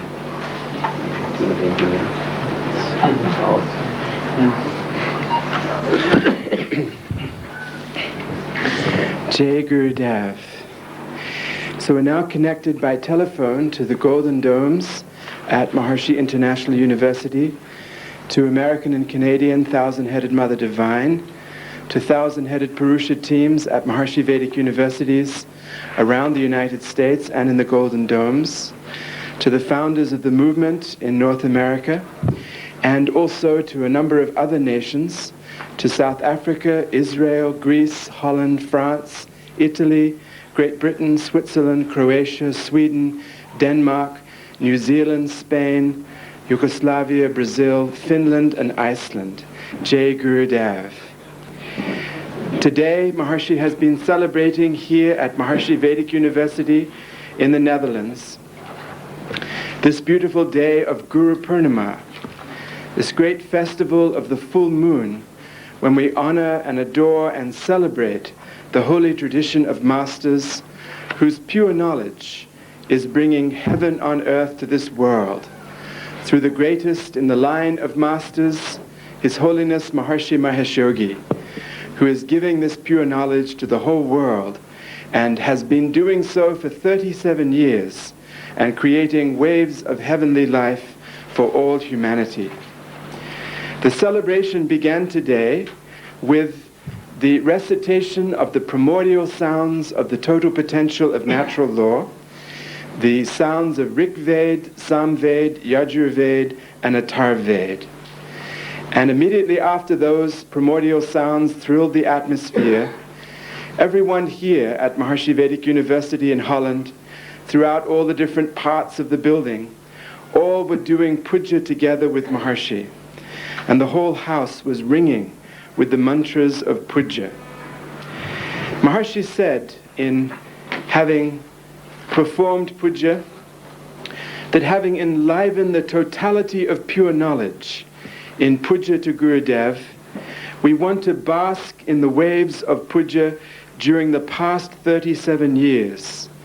We want to enliven our memory with what we have been purifying ourselves with year after year and dedicating our achievements to Gurudev year after year. And having basked, we will set ourselves on what we have to do to make the world ideal. And then Dr. Mike Tompkins went through all the achievements of 37 years that have been offered by Maharishi year after year to Gurudev on Guru Purnima. And when he completed this long list of achievements, which took well over 1 year to read out, 1 hour to read out, excuse me, 1 hour to read out, Maharishi said, in the fullness of our emotions for Gurudev, it was very delightful, enjoyable, and satisfying to review our march through these 37 years. And what is very fresh in our awareness is all that we have done has been very well documented. The steps of peace and happiness and principles to create an ideal world. So we reviewed through the corridor of time we have passed, what we have had as the revelations of the 37 years of our life in the past. And now Maharishi said was the time for fresh planning, to begin a fresh planning for some target to begin from this Guru Purnima and to offer that to Gurudev today. Maharishi then went on to give a very beautiful analysis of how he came to reach his conclusion of what new should be planned from today. He said that life on earth should now be so regulated that everyone gets their desire, but no one creates an obstacle or disturbance to anyone else. And the point that he brought was that the administration of the universe is so perfect, so orderly, then why should not the administration of a country or a city or a family be as perfect as the administration of the universe? And he concluded there is no reason. In fact, by establishing Maharishi's group for a government of yogic flyers bubbling in bliss, everything on earth can always be connected to the source, to the holistic level of natural law. And then life on earth will be lived in perfection. And the principles he gave were Yogastar Kuru Karmani, established in yoga, perform action, and Yatinam Brahma Bhavati Sarati, handing over the administration of nations and of cities and of all life to the most expert administrator, natural law, which administers the universe with perfection, with perfect orderliness, with infinite organizing power. So the way to create that perfection, he spelled out again, is the field effect. He emphasized again and again on the field effect of consciousness, which we know as the Maharishi effect. And that Maharishi effect automatically purifies the whole society. He brought out also a very beautiful point repeatedly of government as a catalyst. The government should be a catalyst, that only the presence of the government should inspire right activity in its whole territory. And here he cited Lord Krishna in the Bhagavad Gita, who said, "In my presidency, my nature performs." So this was the principle he gave for the governments of the world. And the principle how they can actually have this administration where everything is done, they are just the catalyst, and everything is performed ideally for them, again, is a group for a government, which makes natural law active to rule and organize and administer the whole life of the whole nation, or of any state or city, or even of any family. The group for a government, Maharishi pointed out, has been the central point brought into politics by the different natural law parties throughout the world. And he reflected on the results that have come from this, that so many people admire these beautiful principles, creates a beautiful warm reception.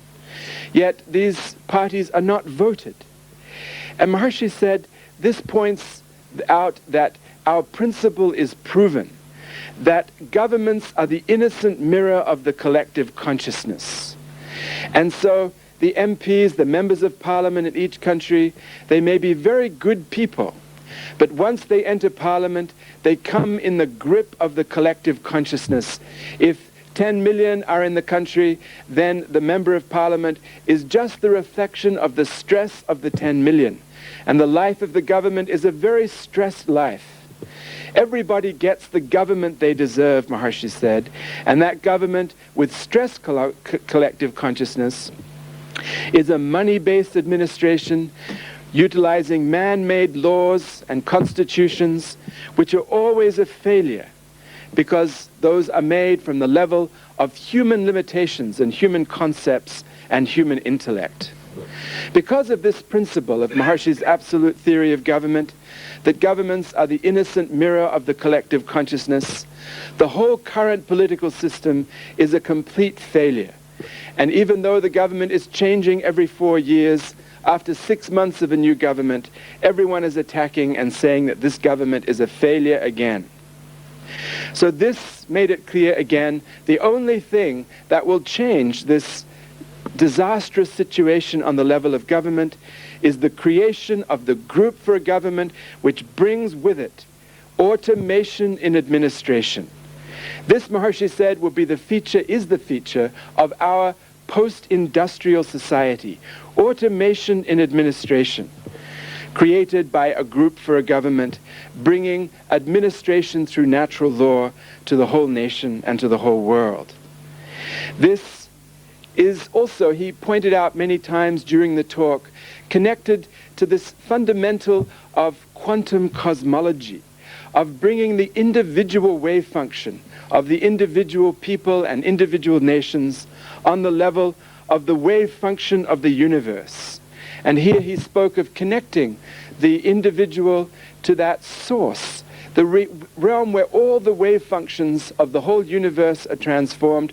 The source of that is in the gap between the sounds of Rig Veda, with those 4 aspects of the gap, Pradvansa Bhau, the Atyanta Bhau, and the Anyonya Bhau, and the Prag Bhau, these 4 aspects of transformation within the gap, which causes the transformation, unique transformations between the gaps in every sound that gives rise to all the variety of wave functions in the universe, connecting to this fundamental source and setting all the wave functions of life in every nation in perfect accord with this perfect sequence of transformations in the transcendental field within the gaps between the Vedic sounds.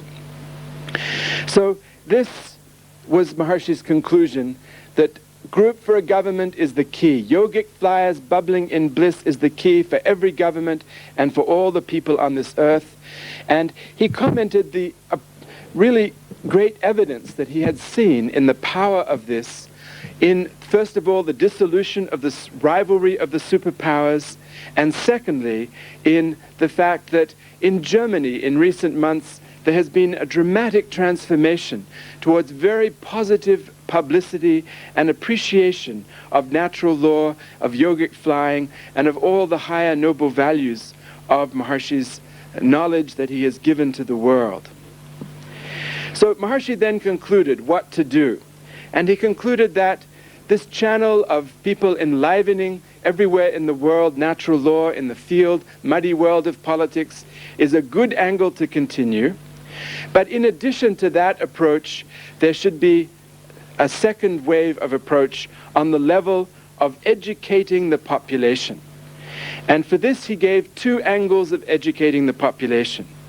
One was establishing Maharishi Vedic universities, Maharishi Ayurveda universities everywhere in the world to educate the population in natural law.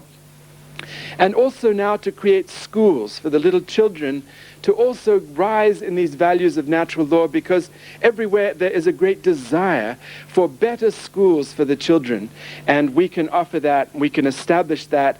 And these universities and the school children themselves can become a great source of coherence, creating a more high density of coherence everywhere through their own program in their daily activity of education.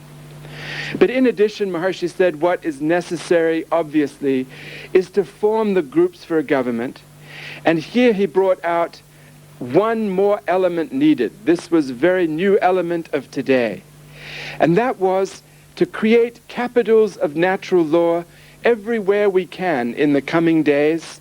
That means a cell of flyers. Maybe it's only 10 flyers or 20 flyers in someone's house somewhere.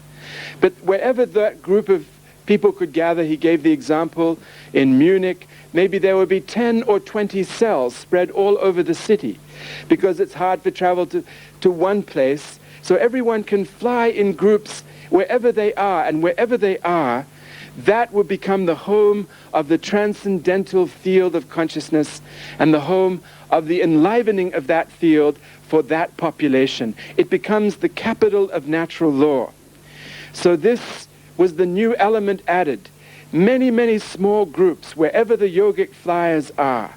This is what is needed everywhere now. And this should be added to our existing activities. And the 1,000-headed Purusha, along with all the yogic flyers everywhere, will quickly organize these cells of flyers, these capitals of natural law, small units of coherence everywhere throughout all the cities and everywhere throughout all the world. One point Maharishi made with respect to that is that these buildings where we create coherence should not have south entrances. It's very important easterly entrance for our homes of pure knowledge, and that we have to reconstruct everything actually in the world with easterly entrances, not to have south entrances, which are very inauspicious. So this creation of the capitals of natural law will create a greater purity of collective consciousness. And then those who have been superficially appreciating our knowledge will begin to deeply appreciate our knowledge. So this will be the nucleus of a group for a government in every area. Maharishi said he felt also that the trend is obviously there for all that we are doing to create this ideal government in the world. He saw in the unification of Eastern and Western Germany. He saw in the trend in Europe for unification, for a united Europe, that trend for greater unity. The freedom, the desire for freedom is there. That is also growing. But along with that, there is a growing unity in Europe. And this is the same direction, he said, of the cosmic administration for all life on Earth. And he cited a beautiful example of this principle that Dr. Benny Feldman has been bringing out for Israel. One world, one government, and also for the Arab nations neighboring Israel, an idea of one world with one government. One government, one world. One government, one world, which will mean the government of natural law ruling all nations equally throughout the world. This would not be like the United Nations or the League of Nations, because this would be natural law enlivened through a group for a government, 7,000 yogic flyers, and then that would be the one government for all the nations of the world, and bring peace and harmony to the Middle East and to the whole world. So again, this point came back again throughout Maharishi's talk. The government must be like a catalyst. It should be more and more a catalyst. It doesn't act so much, but everything around it gets motivated for action through more and more groups and through the establishment fully of the group for government. And here Maharishi brought one final great principle that is very powerful new principle, and that is that the military of every country, which is the part of the government which is in charge of the protection of the nation, should now have a prevention wing, that 1 or 2% of the military dedicated to prevention of war through the group for a government principle, through the group yogic flying, would be absolutely vital for every military on earth to fulfill its responsibility. 98% of the military could be doing anything else to prepare for war, but 1 or 2% could be preparing only for prevention of war by radiating a thick influence of coherence. This, Maharishi said, in the big militaries, they could create many groups of 7,000 with 1 or 2% only of the military active in this way. And then no enemy would be born in any part of the world. Every military must know this, Maharishi said, that the weak get destroyed. It's stress in the nation which is the greatest enemy. It creates cracks in the nation, and then the nation is attacked.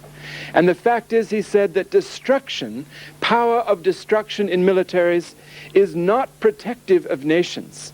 And the thousands of years of military history, where even the most invincible military forces within a few decades began to be defeated, proves that this destructive approach to defense has never protected nations. So Maharishi said we must insist that the militaries of the world should be retrained, at least 1 or 2%, to disallow the rise of enemies from any other nation, even from nations far away. So these were the conclusions of today, the different themes. First of all, to create these new centers of flying, to create the Maharishi effect that Purusha can organize. The unemployed can also be invited to do it, and the wealthy to sponsor that activity everywhere. And this will lead to a rise of all possibilities and infinite creativity in every area. Then continue on the level of education, the creation of Maharishi Vedic universities, Maharishi Ayurveda universities, and Maharishi Vedic schools for children throughout the world. Third, on the level of continuing in the political field to enliven the whole of this supreme knowledge in the muddy world of politics and purify politics with these noble and pure thoughts and great, great wisdom. And finally, this going to the military, this having very strong angle to bring a group into the military for prevention, a prevention wing of the military to defend the nation from attack forever. So this is the principle of today. Maharishi also spoke of the inauguration of the dawn of Vedic civilization in India, and the doctors who have learned all about Dr. Tony Nader's great discovery under Maharishi's inspiration of Veda in human physiology.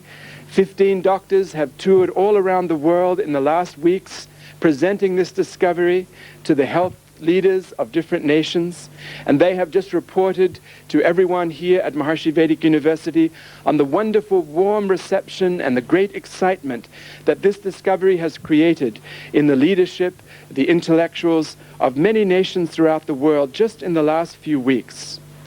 So this was the discussions of today. Maharishi said, now is the time for perfection. Only good will prosper, non-good will not prosper. And today he made all this fresh planning for creating an ideal world with ideal governments. And he offered this to Gurudev on this wonderful Guru Purnima day.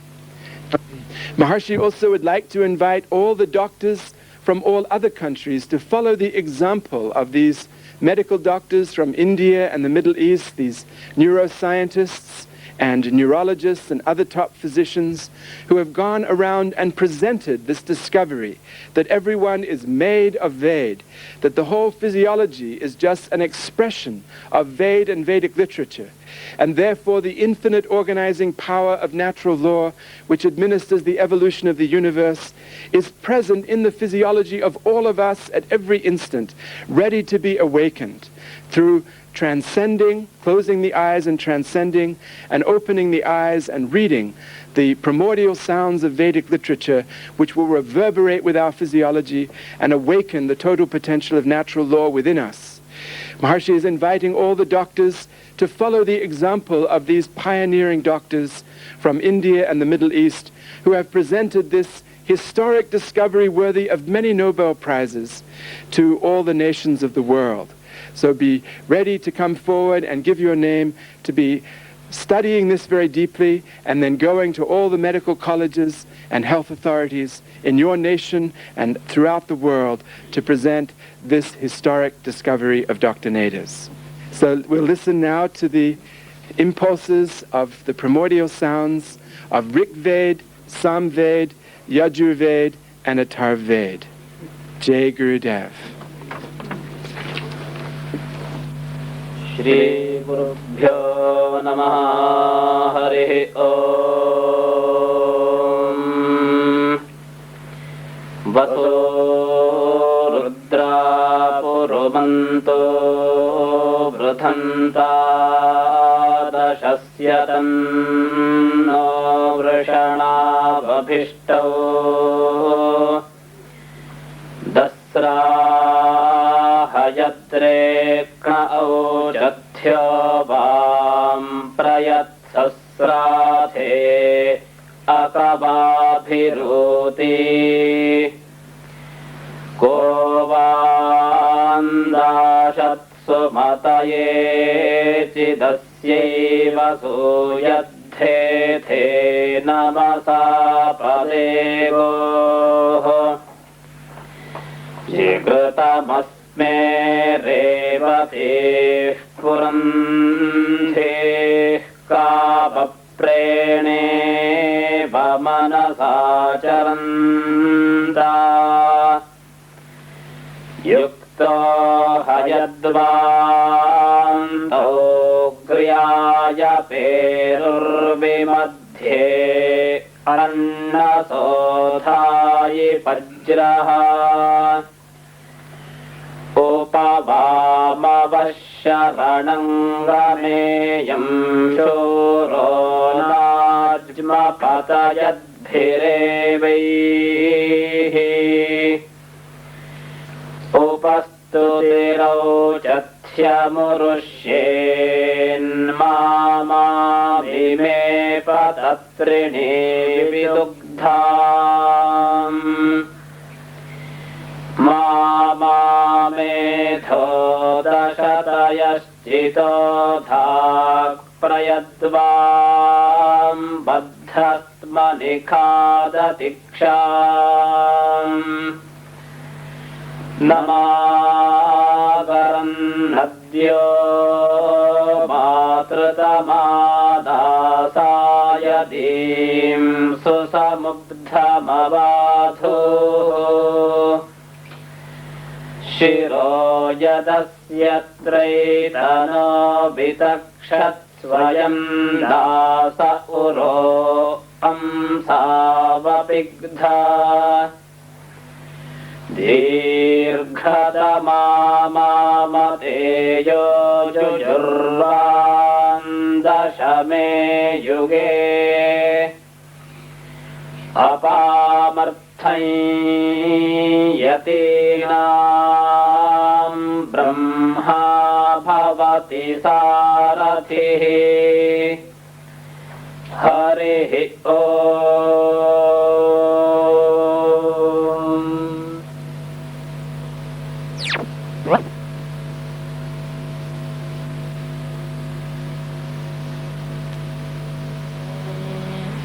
Soma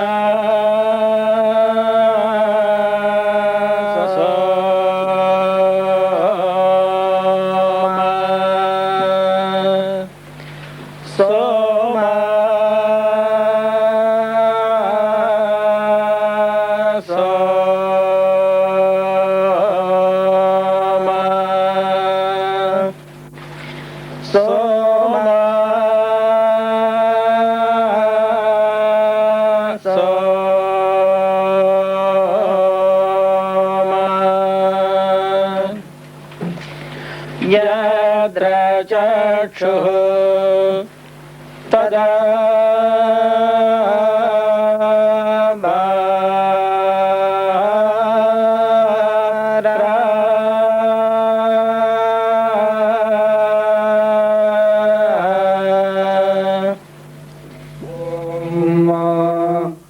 वृष्ण ऊर्मिरासि राष्ट्रदा राष्ट्रं मे देहि स्वाहा वृष्ण ऊर्मिरासि राष्ट्रदा राष्ट्रमुखमयि देहि वरेखसेनो राष्ट्रदा राष्ट्रं मे देहि स्वाहा वरेखसेनो राष्ट्रदा राष्ट्रमुखमयि देयझरते तस्थ राष्ट्रदा राष्ट्रं मे